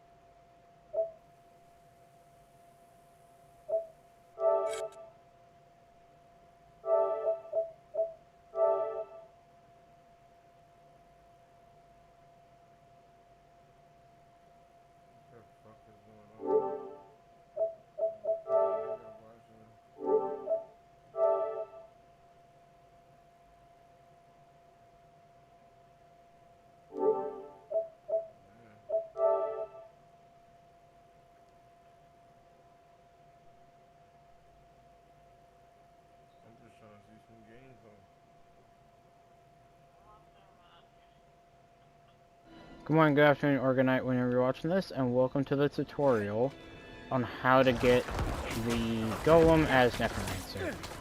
So first you got reach level 25, and then the game automatically gives you a quest for the Golem, but it doesn't pop up saying you get the quest. And it's kinda high up on the map. There's Kyova Shai that's just about northwest and a little ways up.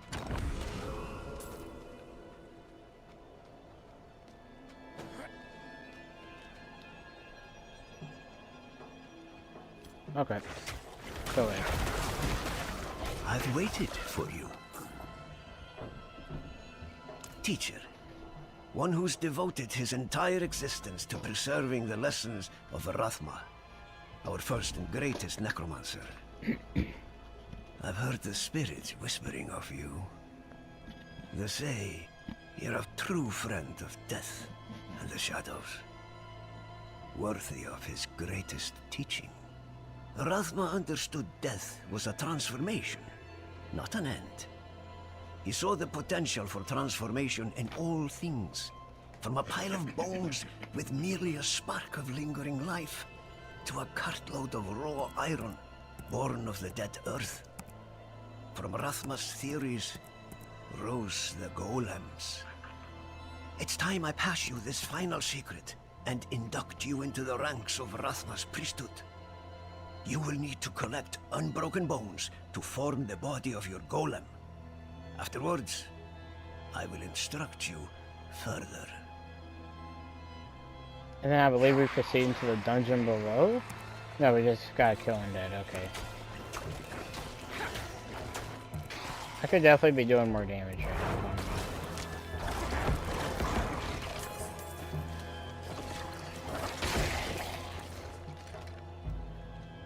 Alright, it doesn't look like I need to go that way.